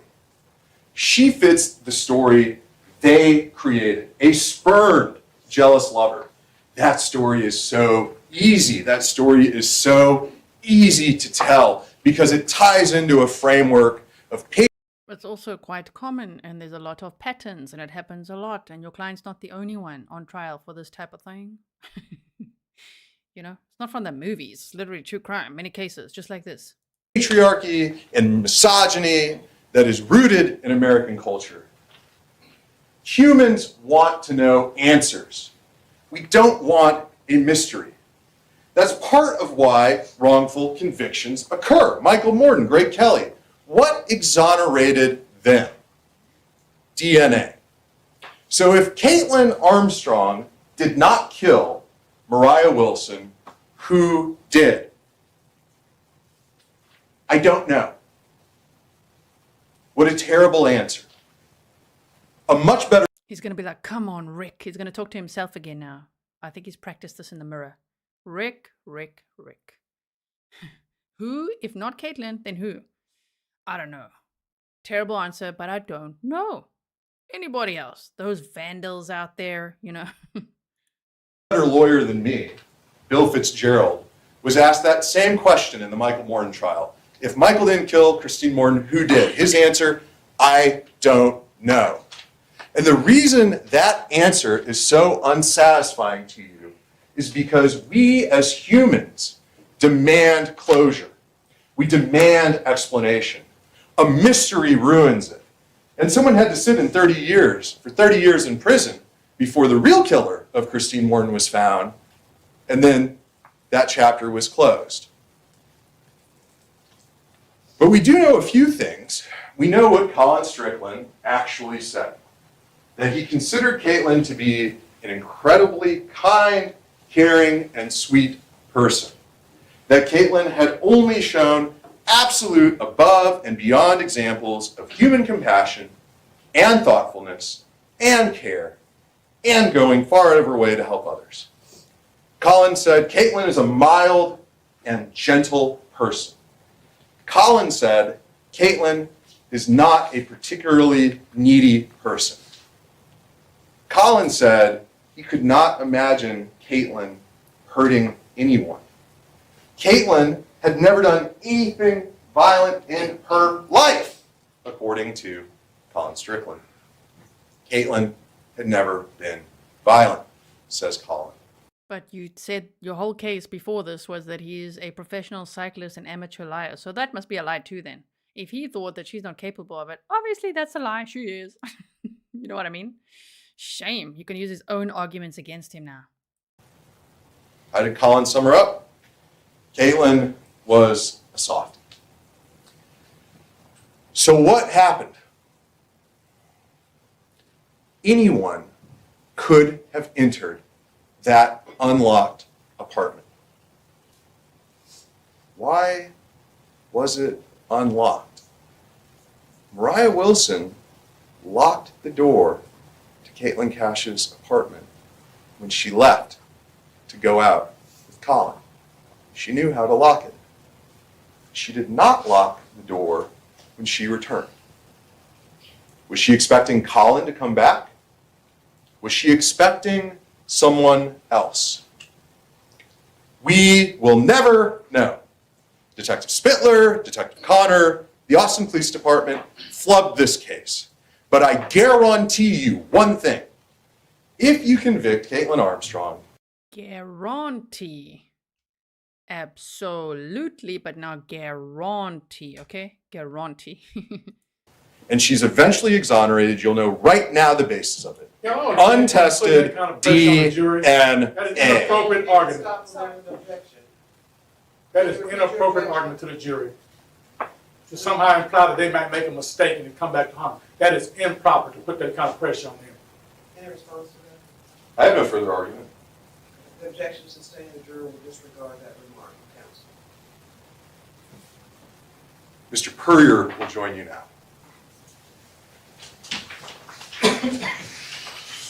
Oh, okay. We're switching defense attorneys. We got the eye roller on now. Here we go.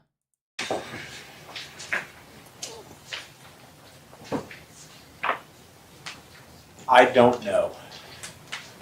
I don't remember how to spell his name. Puryear? I'm going to have a look. I don't know. A guilty verdict, proof beyond a reasonable doubt, means putting the I don't knows that you have in a box, moving them aside, and pretending they don't exist. The I don't knows that you have are something you need to start thinking about. This is the time to do it. Those I don't knows are important. I don't know why Cash's apartment was unlocked. I don't know that. I don't know why Mo was clutching a black baseball cap 45 minutes after she got home. I don't know that. Shame, sir. Yes, remind them about what all the dots are to connect. Good job, good job. I don't know why Colin lied. And I don't know why he lied about lying. I don't know that. I don't know why Detective Richard Spittler didn't test the sexual assault kit. I don't know that. And I don't know why he didn't test the swabs from the black Jeep. I don't know that. And you don't either. And that is the whole point of this trial, is that those I don't knows are important. And it's easy to disregard those I don't knows. It is easy to swipe those off the table, right? And just accept Detective Spittler's version of what happened. Just to accept that narrative, right? That's the easy thing to do. But while jury service, the service that you're doing right now, is a privilege, it's also a duty. It's not supposed to be easy. It's not easy. It's difficult. But that's why you're here. That's why you're here, and you're here, and you're here, and you're here. But he only pointed at 4 of them. What about the rest of them? Look at his face here. He's like, This is like, it's not supposed to be funny, but man, it's like entertaining. What is... Especially with the 2 of them now. The other one's like, button up the jacket, sit down. Okay, you take over. He's like, okay, drama, here we go.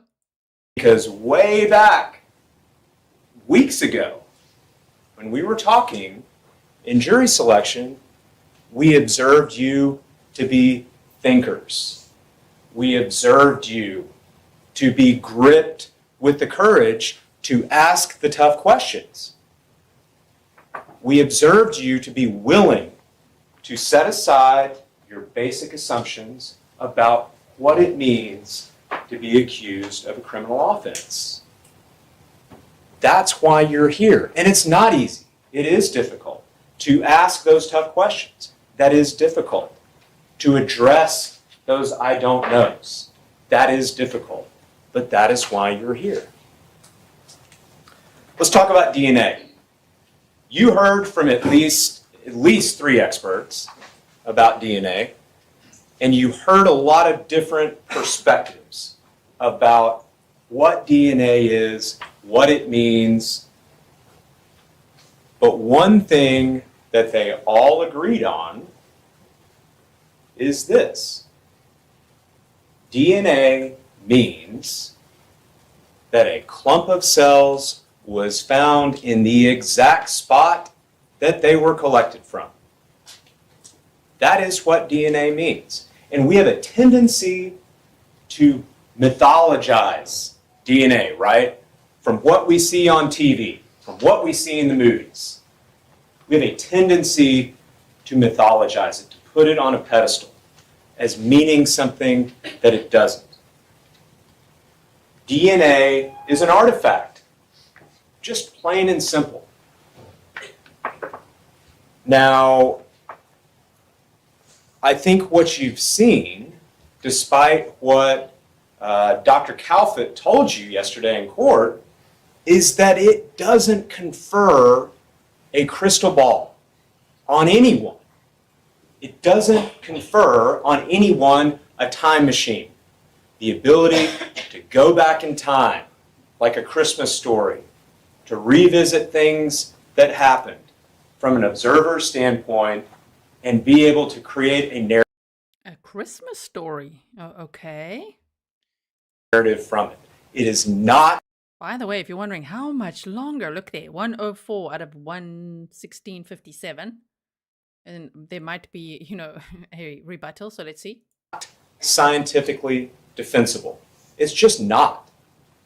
The state's own expert, Samantha Perkins, testified that you can't fabricate the kind of narrative, the kind of probabilities that Dr. Calfett wanted you to believe he can create in his mind, simply from the presence of DNA. All DNA is an artifact. That's it. That is the scientifically... That's all it is, guys. It's just an artifact. We must remember that. DNA, plain and simple, an artifact. Just forget about it. It's nothing big, okay? Miss Schmooby Cake says, don't look at what we do know.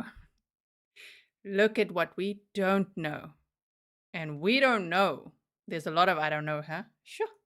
defensible position to take. Now, Dr. Calfett wanted to take it a step farther, right? To write the script for you that is not scientifically defensible. And their expert acknowledged that. It's just not. Ballistics, let's talk about that.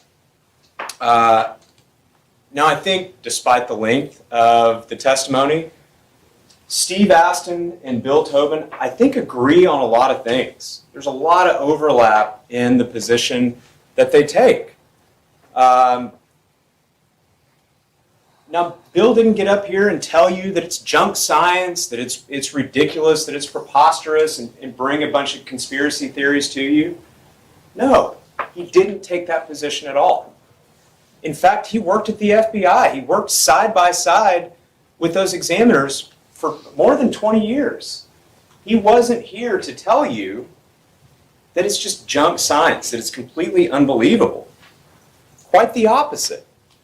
That's what you heard. And I'm going to disagree with the state's characterization of his answer on that last question. He didn't say, I absolutely agree with Steve Aston. I absolutely agree with his opinion.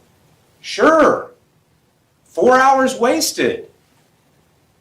If that was his opinion, it would have lasted 5 minutes.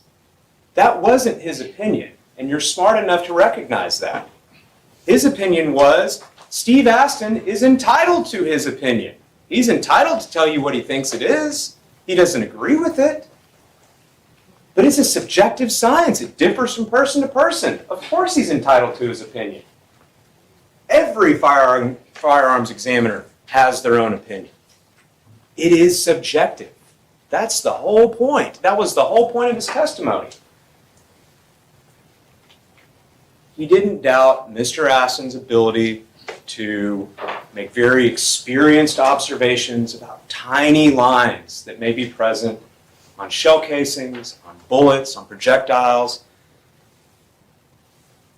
But just like their DNA expert, Dr. Calfett, Steve Aston wants to take it a step farther, to go beyond the science, right? To be able to say, this gun fired this bullet, this gun ejected this shell casing. to make it say things that it doesn't say. Mr. Tobin recognized the limitations of what ballistic science, what firearms and tool marks examination can say. And what is that? That based on Mr. Aston's examination,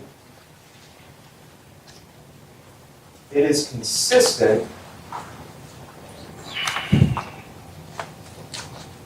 with being ejected from that gun.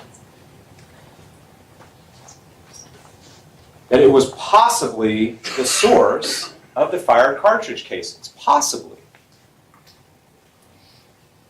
And guess what? That is exactly the language that you'll see in the DNA report.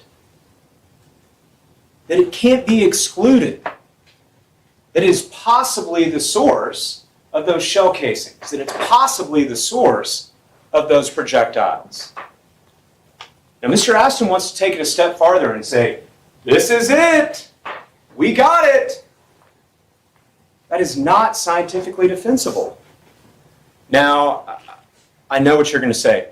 Mr. Puryear, you guys paid Mr. Tobin to come in here and say all those things. He's a hired gun, right? Fine. Don't take his word for it. Disregard everything he said. Disregard his opinions. Take that off the table. But I'll be real with you folks, I don't have the juice or the disposable income to convince two separate groups of the most preeminent scientists the United States has to offer who agreed with his position. I don't have it. I wished I did. I don't have the pull or the ability to go back in time to 2015 and talk to President Barack Obama and convince him of his legitimate concerns for the limitations, the reasonable limitations we can put on that field of forensic science. Who had concerns about setting boundaries for the kind of unqualified, reckless opinions that Mr. Aston offered you in court. I don't have that ability. Now, I can tell you that our president, back in 2015, had those concerns. I can tell you that those groups of scientists had the opinion that individualization, that ability that Mr. Aston claims to have, is not supportable by relevant science. That was the opinion of the brightest minds, brightest scientific minds this nation has to offer us. That's right, Stefan. He said he doesn't have the juice, and he wishes he did. And I think he's wishing it was pineapple juice. That was their opinion. Don't take Bill Tobin's word for it.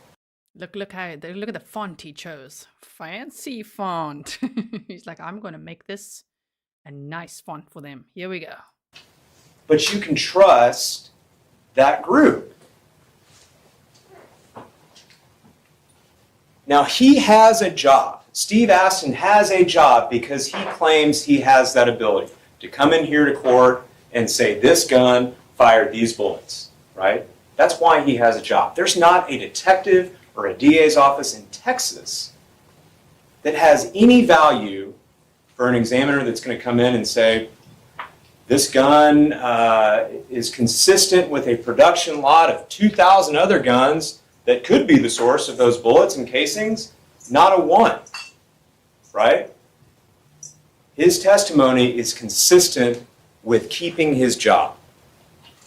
Testimony like that isn't what the police want to hear. Let's talk about Kaitlin's interview. Why she reacted the way she did. Why she requested an attorney.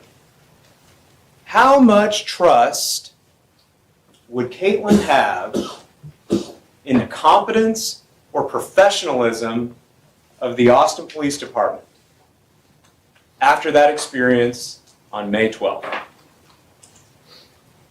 She's arrested on a silly minor charge in front of her house, in her neighborhood, dragged into the station.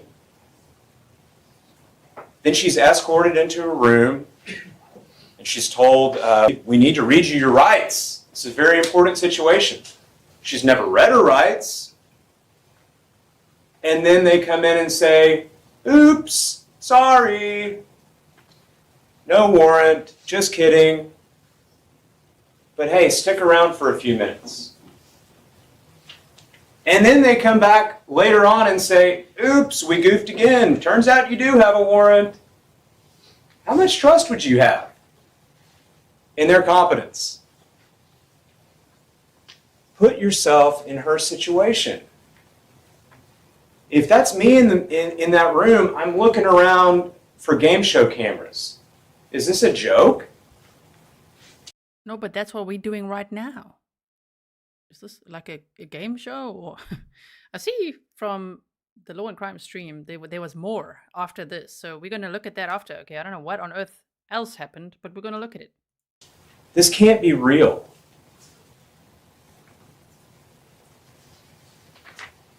That is what you heard. But what else did Katie Connor tell you? That Kaitlin on that day, the day that she left for New York City, the day that she left for Costa Rica, she was as free as you or I or Detective Katie Connor to fly across the country, to fly out of the country, right? That's what you heard. So it's easy to say she fled. It's easy to say that. That is not what the evidence supports. On her sister's passport. On her sister's passport. I say it again. They keep on just forgetting about that. She was perfectly able to go anywhere she wanted to. And from a deeply ingrained primal place in our brains, when faced with fear, when faced in a stressful situation, like my colleague said, what do? It's fight or flight. That attempt to retreat, to find a safe place, to find a place of comfort. And she's not alone in that. Colin did the same thing. Colin went to his dad's house. That's a place that I felt safe. That's a place that I felt comfortable. That's a place that I felt good. 10 minutes. That's a natural reaction. And it's easy to say, well, I would have done something different. It's easy to project what you would have done on somebody else. We all react differently to stressful situations. Now, I want to talk to you about some other things that we talked about. Do we believe that David Harris killed Mo Wilson? No, we don't. Of course not. The point is, there was no investigation into him at all because Detective Spittler had tunnel vision and he jumped to conclusions. Ooh, pop quiz time. Who was David Harris? Do you remember? The neighbor and the landlord. Now, the government wanted to imply that this is a red herring, a rabbit's trail, a smoke screen, to ask any questions of Detective Spittler about the failures of his investigation. That you should just disregard all of those things. Excuse me, counsel. I think some of our jurors have urgent needs, so we're going to take a brief recess. Yes, Your Honor. And just remember where you are right now. Yes, Your Honor. We'll be in recess for 15 minutes, maybe. We'll be Okay, so that was a recess because this stream just ended right there. So let me just quickly look what's happening here. Did they do more of it? What? Closing arguments. There. Defense delivering closing arguments. What? Sorry, I just want to see because I saw there was more. Let's look here. Thank you, Your Honor. Are they back now? Yeah. Okay, this is another one. It continues on from here, so we're going to be together even more. Let's have a listen. Folks, in this life, we know a lot of things beyond a reasonable doubt, right? That Austinites love salsa, that we love our families, that it's raining when those rare drops fall from the sky, right? That the sun rises in the east and sets in the west. We know all of those things beyond a reasonable doubt. We know them to be true. But that Kaitlin Armstrong is a murderer, that she committed this crime, do we know that? Are you certain? Do we know that for sure? Find her not guilty. Now it's rebuttal time. State? Yes, ma'am.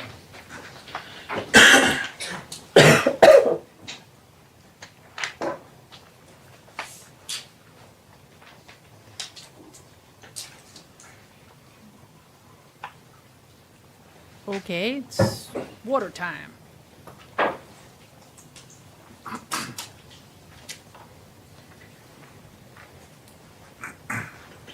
But Rick, why is the defendant's Jeep in the alleyway? But Rick, why is the defendant driving around Maple Avenue for over an hour? But Rick, Ooh, so snarky, I love it. But Rick. Now he's addressing Rick. Oh man. why does her Jeep start up more or less 2 minutes after Moriah Wilson is killed? But Rick, why does the defendant have a 9mm pistol that even the defense expert says is possibly the murder weapon and who the state's expert says is the murder weapon? But Rick, why does the defendant sell her Jeep, which we all know is evidence in a murder investigation, the day after she's told it's on video? But Rick, why does the defendant fly out of the United States using a fake name and a stolen passport to a different country where she uses fake names and goes and gets plastic surgery? But Rick, why is Colin Strickland on video at Puryear when the Jeep is driving around downtown? But Rick, Moriah Wilson was fully clothed when she was murdered, so when was she sexually assaulted? But Rick, Moriah Wilson was on her phone the entire time she was at It's so spicy. But Rick. Hey, Rick. Oh, but Rick. Wow, wow. Look at this. the apartment, so when was she sexually assaulted? But Rick, Colin Strickland was only at the apartment to pick up Moriah Wilson for about 7 minutes.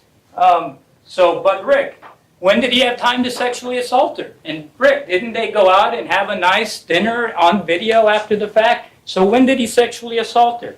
But Rick, isn't Colin Strickland on video at Puryear when the Jeep is driving around downtown? So how can he be driving it?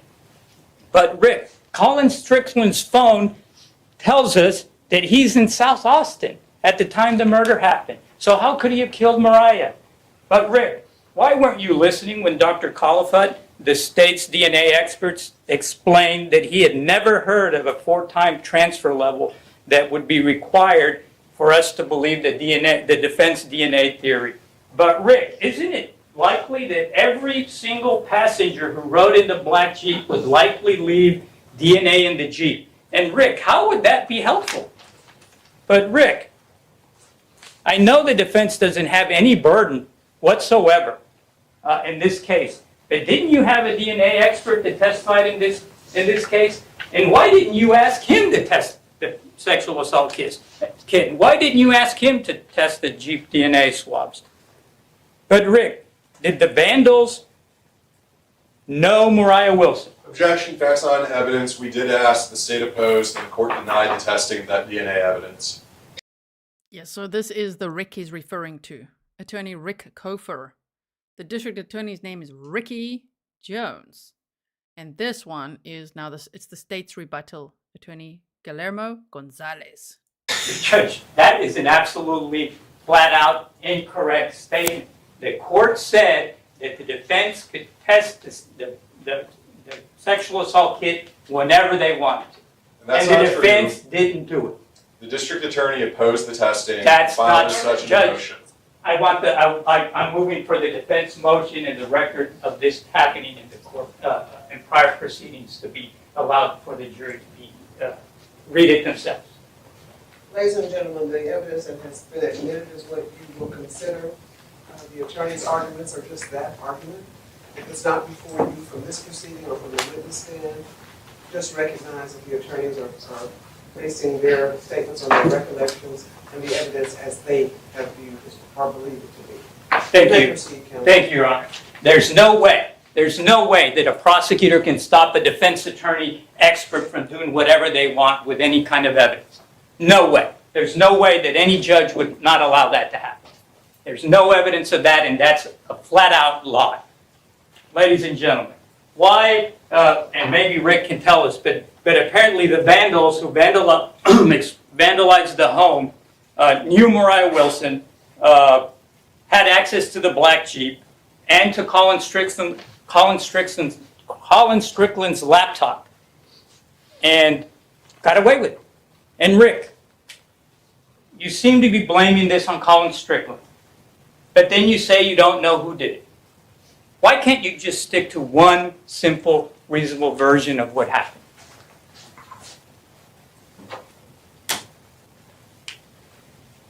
No one saw who murdered Moriah Wilson, but the evidence all points in just one direction: the defendant.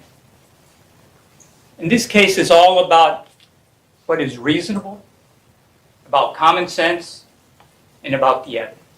That's all I'm going to ask you to do. Be reasonable, use your common sense, and look at the evidence.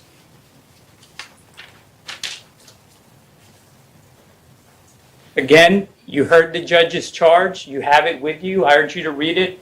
Reasonable doubt is not 100% certainty. It's not proof beyond all doubt. It's not proof beyond a shadow of a doubt.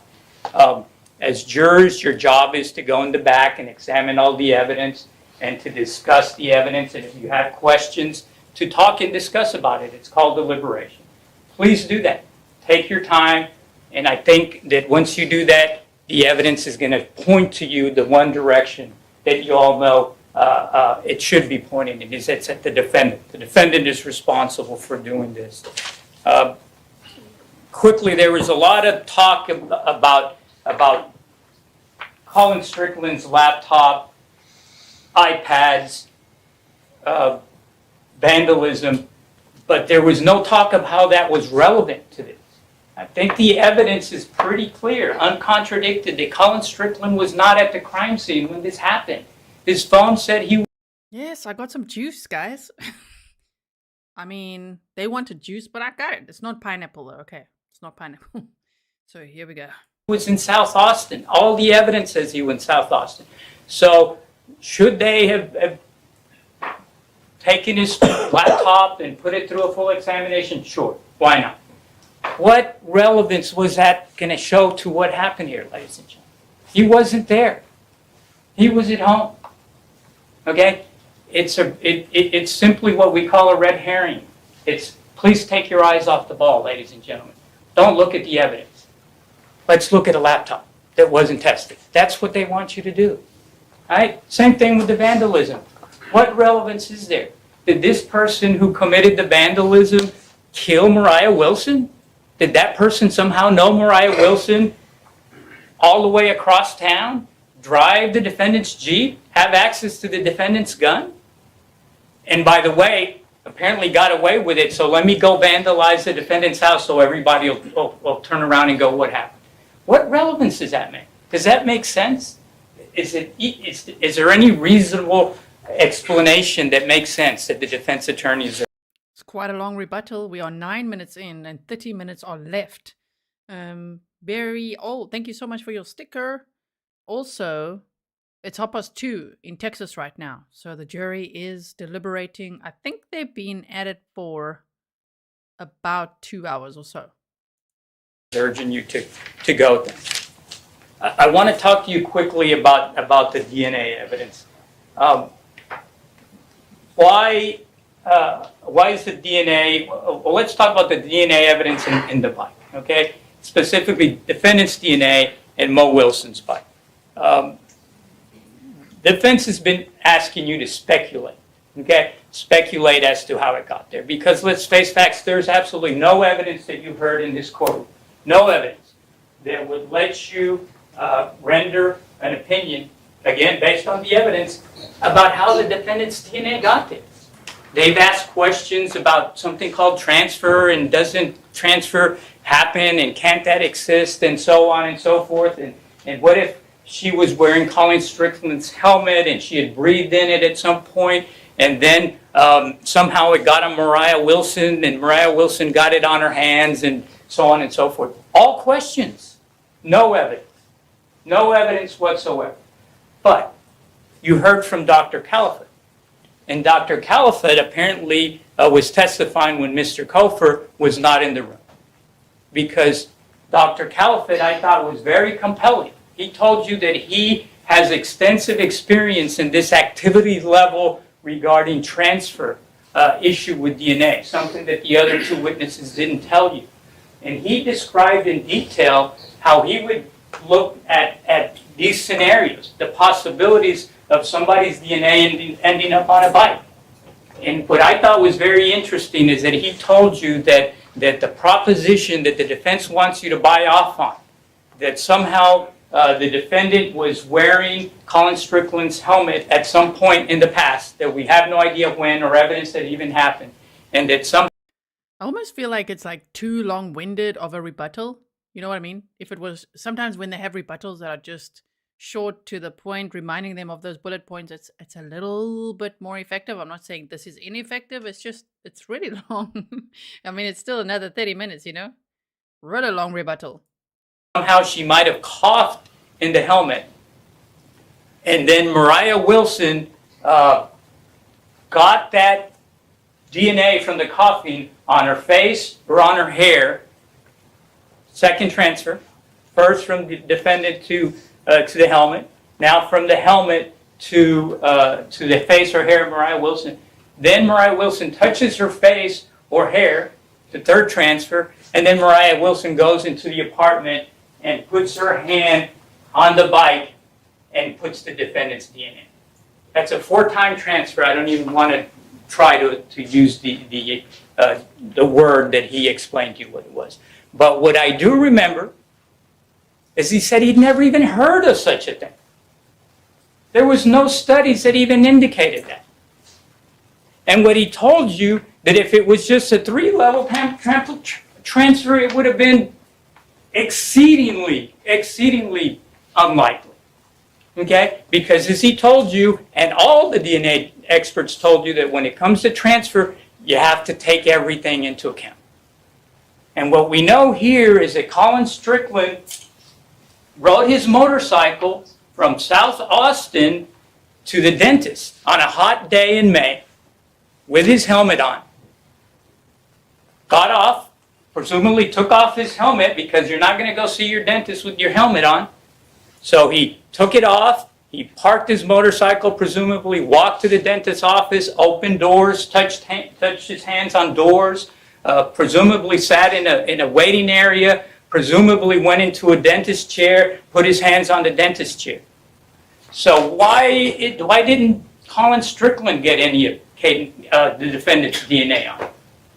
And if he did, why didn't he leave it all over? Why didn't he leave it in the dentist's room? Why didn't he leave it on the door at the dentist's office? Why didn't he leave it at a chair in the dentist's room? So then he left.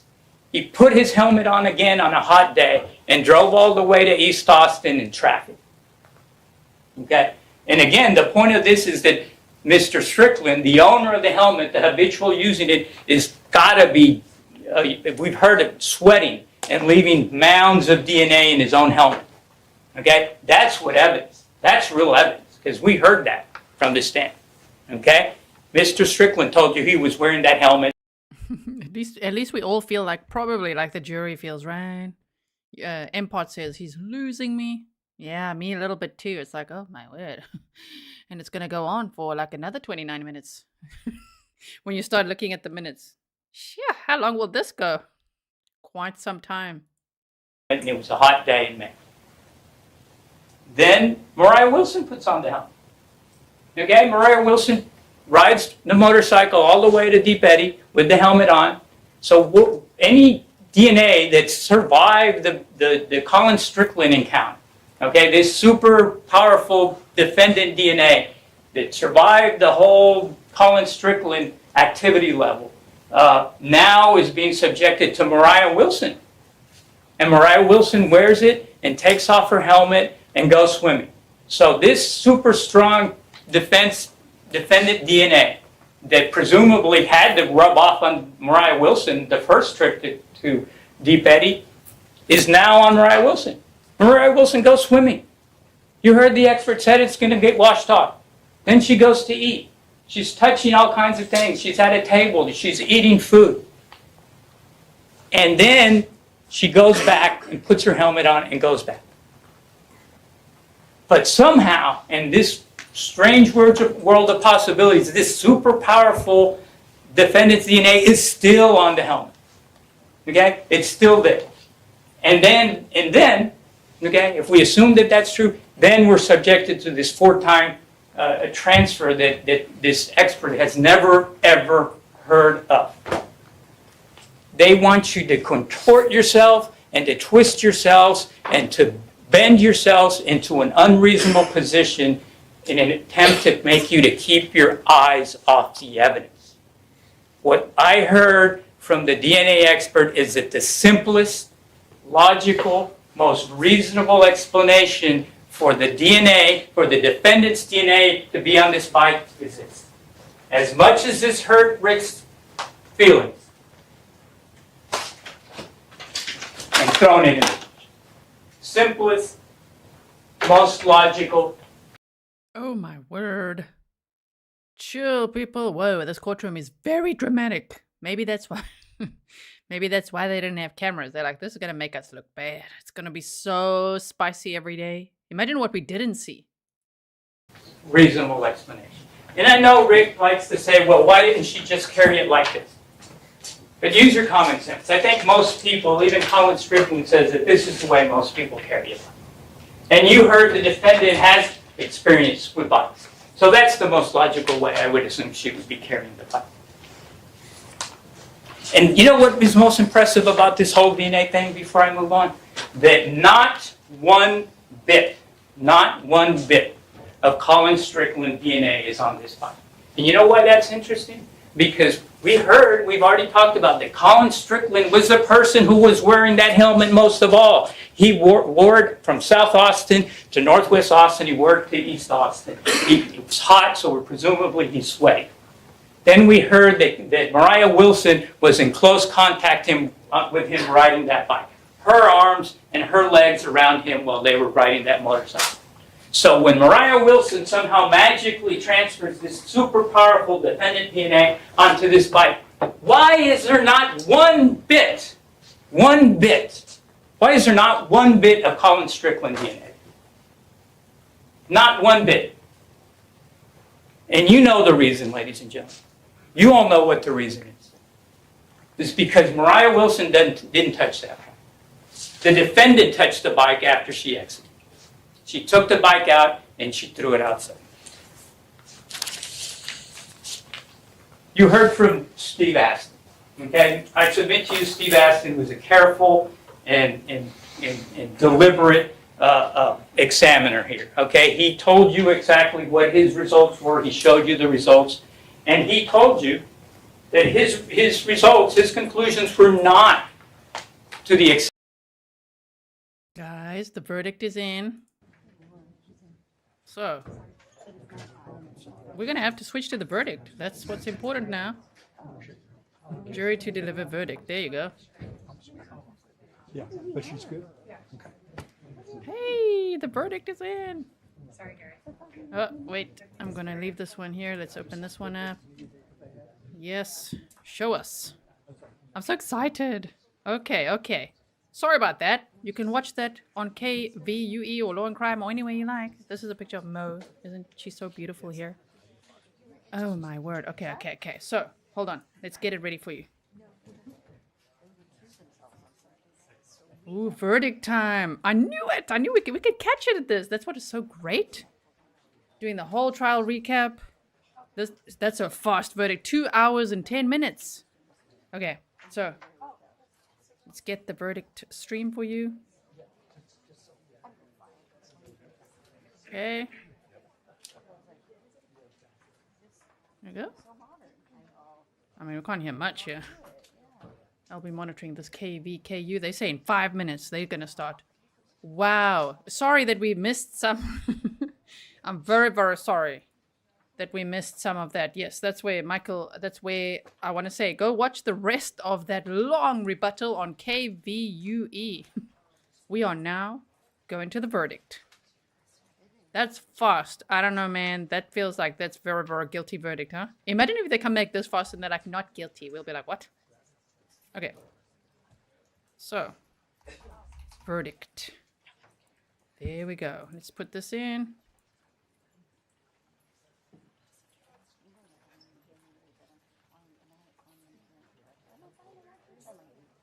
They're just talking in the courtroom. Okay, yeah, no pop quiz. Don't worry. We won't be doing a pop quiz at all. Oh, okay. They're coming in. Look at the defense.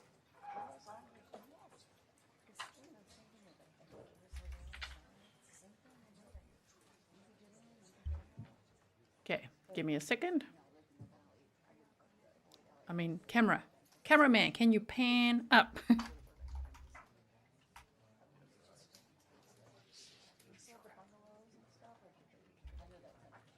Trial summary, closing arguments.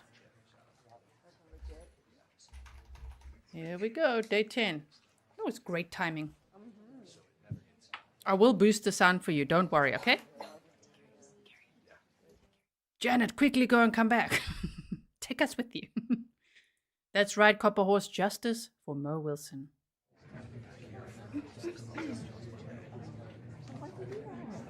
Okay. Bring her in. Oh, I thought you just said Ladies and gentlemen, once again, no cell phones out, no photos or videos other than the one streaming camera.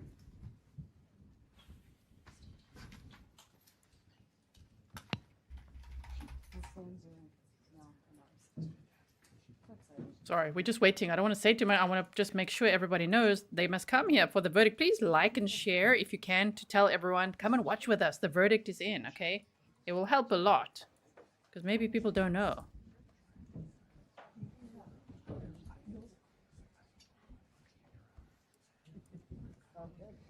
Here we go. Bring her in. Get the handcuffs ready. Kiwi says, get the handcuffs ready. Here we go.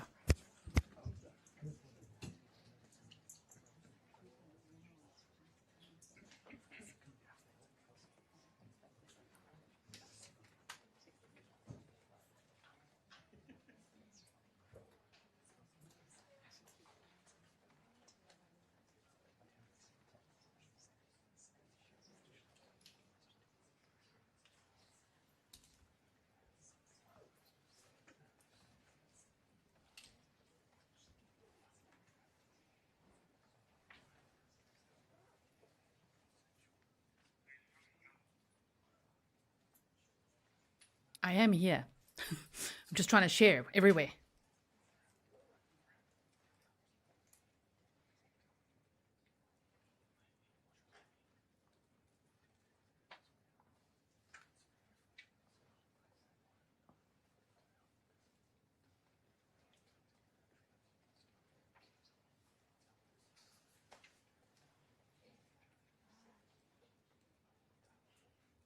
There she is.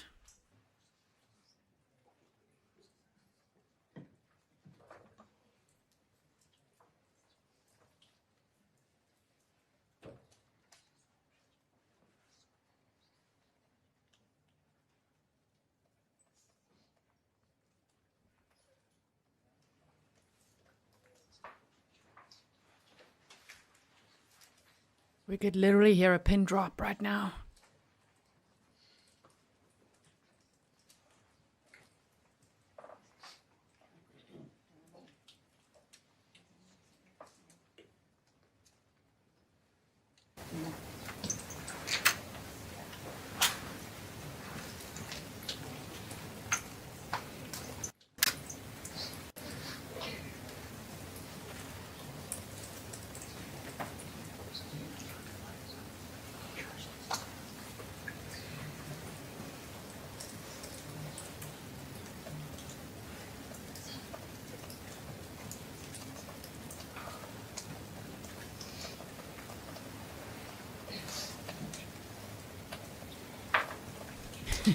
It's just a little bit blurry, okay? 99 years, yeah. And maybe plus an extra time for that escape charge.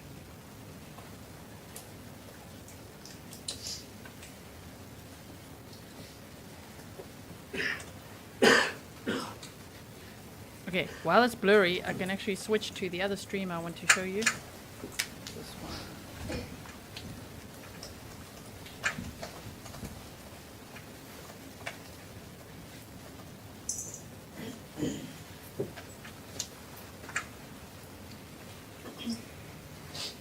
Okay. Yeah, focus cameraman. We can't. There's pineapple juice on the camera.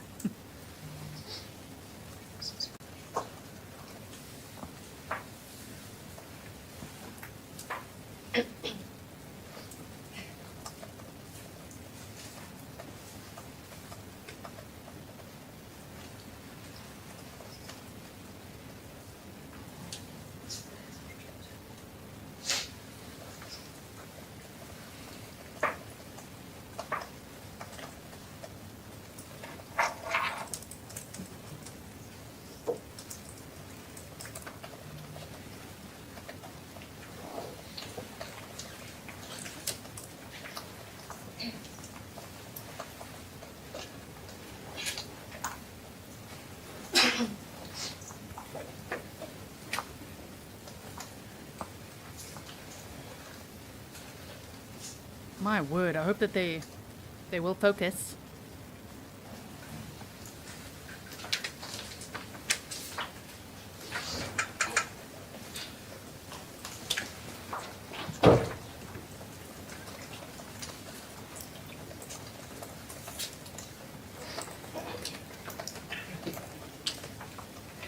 And look at Mo while we wait.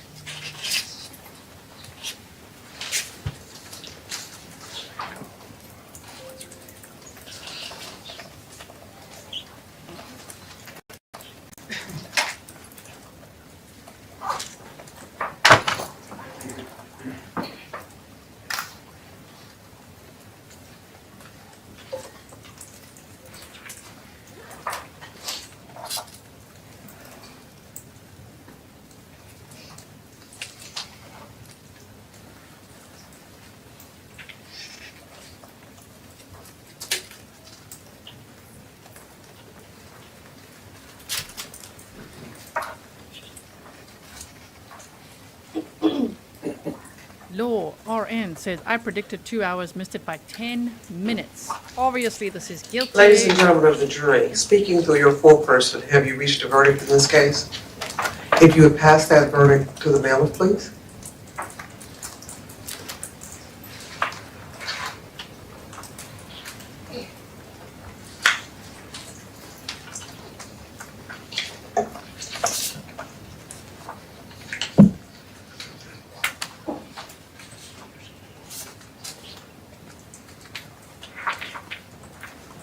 This is Kaitlin right here.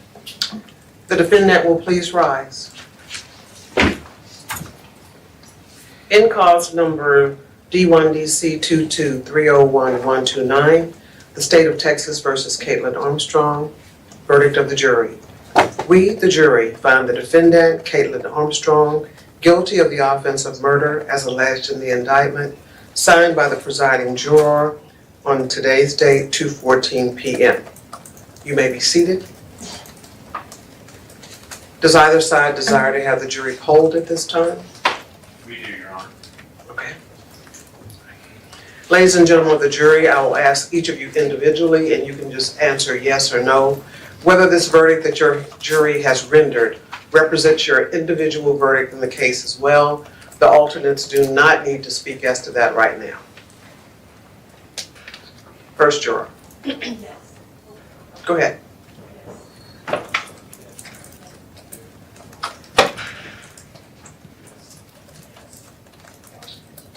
Yes. Okay, great. Thank you. So we receive your verdict, ladies and gentlemen of the jury. Logistically, we're just going to have to make a couple of changes before we start the next phase of the trial, which is, I told you earlier, we have a bifurcated trial system, and the punishment phase is separate than the guilt innocence. we're ready to begin. We just need to maneuver a couple of things around. I'm going to go ahead and give you.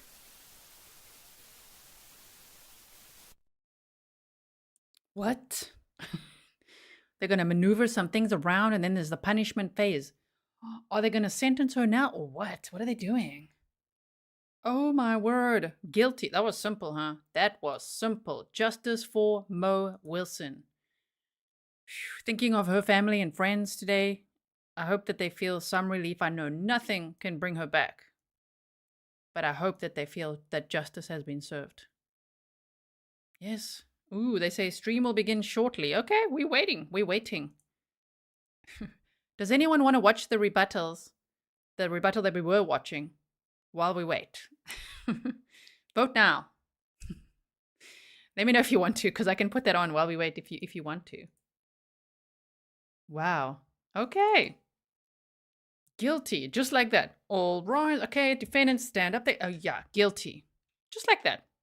It was very soft. I couldn't hear which jurors were male or female or, I was listening out. Nope. But guilty, guilty, guilty. Within 2 hours and 10 minutes. Peter Pronzo, Harlem Raiders, says U.S. justice is the best we have. Yes. Jules says punishment phase, capital case. It's not a capital case. They said she'll get 99 years. Ooh, they ended the stream. Are they going to stop? They're probably going to stop cameras now. Whoa, whoa, whoa. Don't blast our eardrums out. You're all like, no, please. We have to finish our homework, Grizzlies. You're like, please don't make us watch the rest of it. Come on. We got to do our homework now, Grizzlies. I'll just tell you, do your homework, okay? Go watch it. Wow. So, well, that was it. The end of the stream there. Let's just see what this other side is doing. I always like seeing what all the different streams are doing, just to see, because maybe that's not going to be on camera. They said opening statements, closing arguments, and the verdict would be on camera. I don't know if the rest is going to be. Doesn't seem like it. But that is just, wow, what a stream, what a day. Like this stream, sure. It was first an entire trial summary that we did for each day, and then we watched the closing arguments. That was entertaining from the defense. And then the verdict was reached that quickly. Wow. Okay, let's just see what they're going to do here now. 2 hours, 2 hours, 22 minutes. That's how long it took to reach a verdict. So, I'm just trying to figure out what to do now. Okay, so someone said I read on Alex's Twitter that punishment phase starts immediately. Okay, let's go have a look. Hey, post my post. Let me go have a look quickly at what he says. Alex Capriello. Wow, it's no surprise, huh? There's Alex. Okay, let's find him quickly. He said, there we go. Come on, sir. Show us. He said what? Breaking. The jury's reached a verdict. We have been allowed back into the courtroom. Total deliberation time was just a little over 2 hours. We're waiting for the family and the jury to arrive. Stand by for the verdict. Okay, let's see if he's got a thread. Hold on. I'm going to bring it up for you guys. Okay. Mo. I'm just going to put Mo over here for a second. Thank you for being here with me. This was awesome to watch this all with you. And let's just, this one. Here we go. Okay, there's Alex Capriello. I don't know if I'm saying his name right. Capriello, yeah. Kaitlin enters the courtroom. She glances at the judge before taking her seat. Cofer sits next to her. They do not talk. Cofer leans over and speaks to the sheriff's deputies who are watching Armstrong. The courtroom silent. There are minimum 15 sheriff's deputies in the courtroom, ensuring that no additional audio recording devices beyond the single still and single video cameras are recording. The defense team is sitting silently. The prosecution looks happy and is chatting amongst themselves. Rick Jones smiles to his colleague.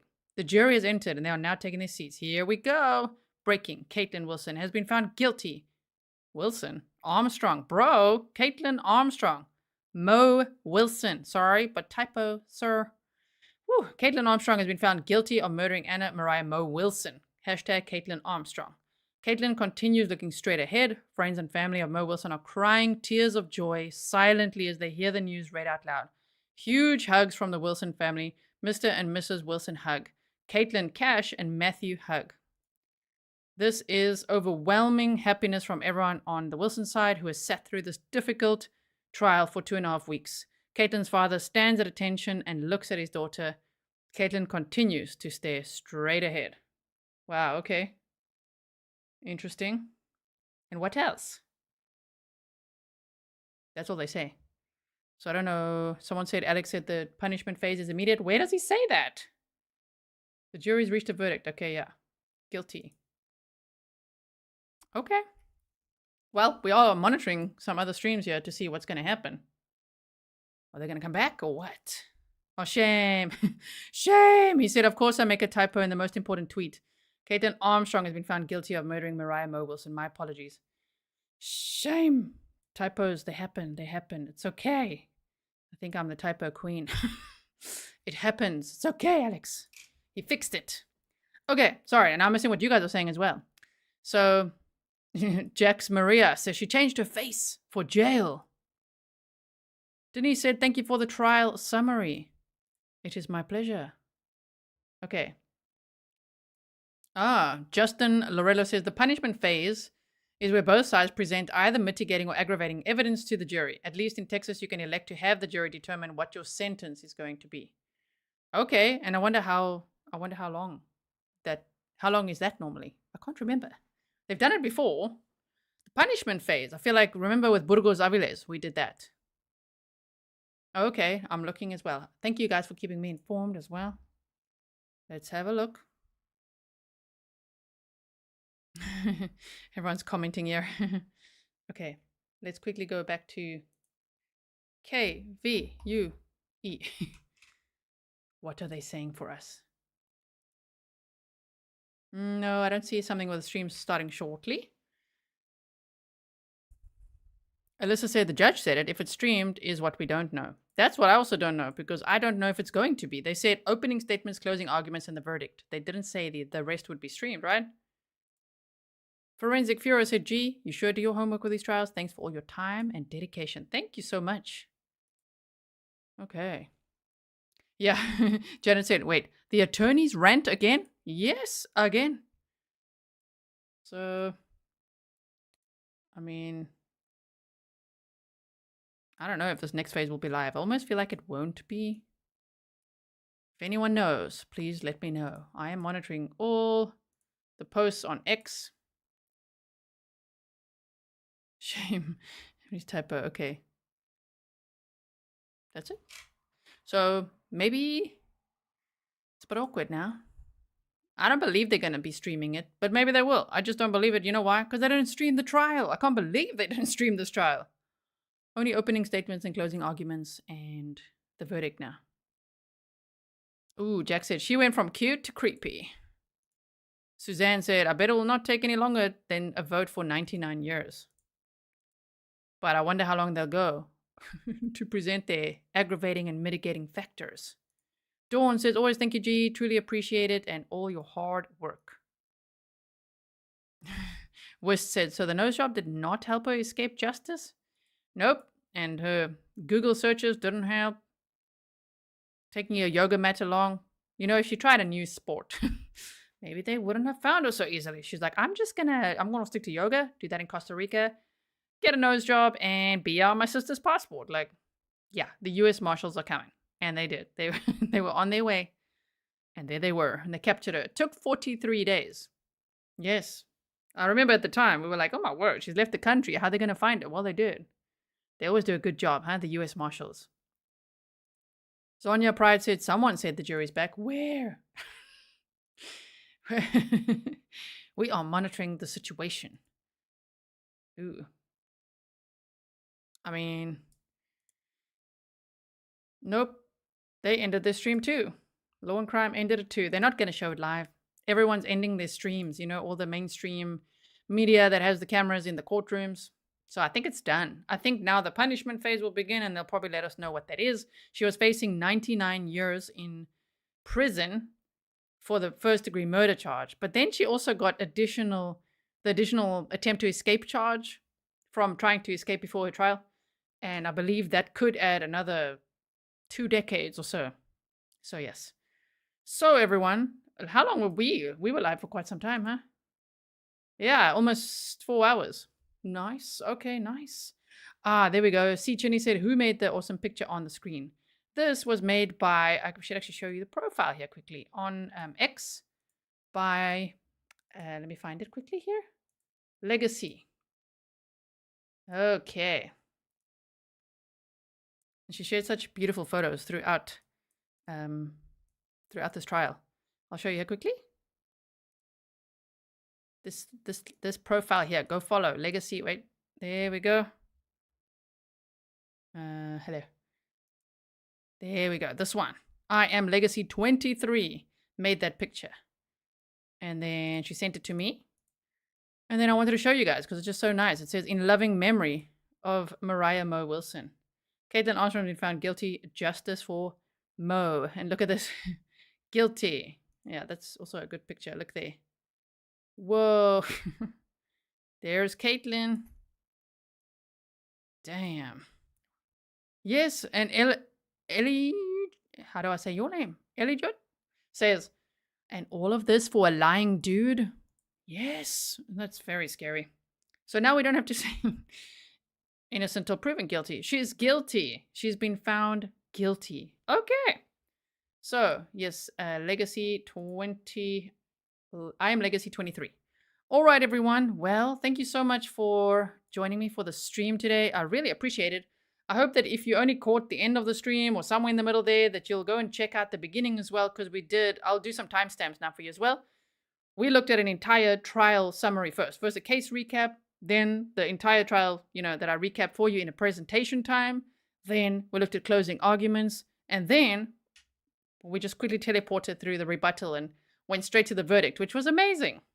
Thank you so much, mods. Really appreciate it. I had no idea how long the stream would be today, so I appreciate you being here. Thank you to all my patrons. Sorry for all the notifications, but I'm sure you appreciate knowing the news and the updates. You usually are the first to know.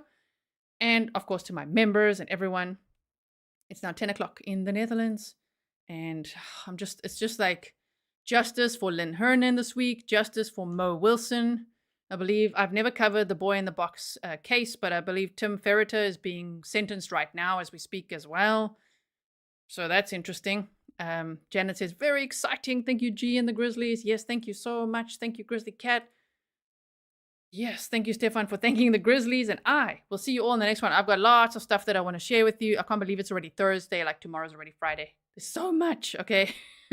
So I will see you again very soon. Stay safe. Please like and share if you haven't done that yet. It really helps to get the information out and for people to actually see what happened here today. And leave a comment below. I look forward to reading them. Okay, bye everyone.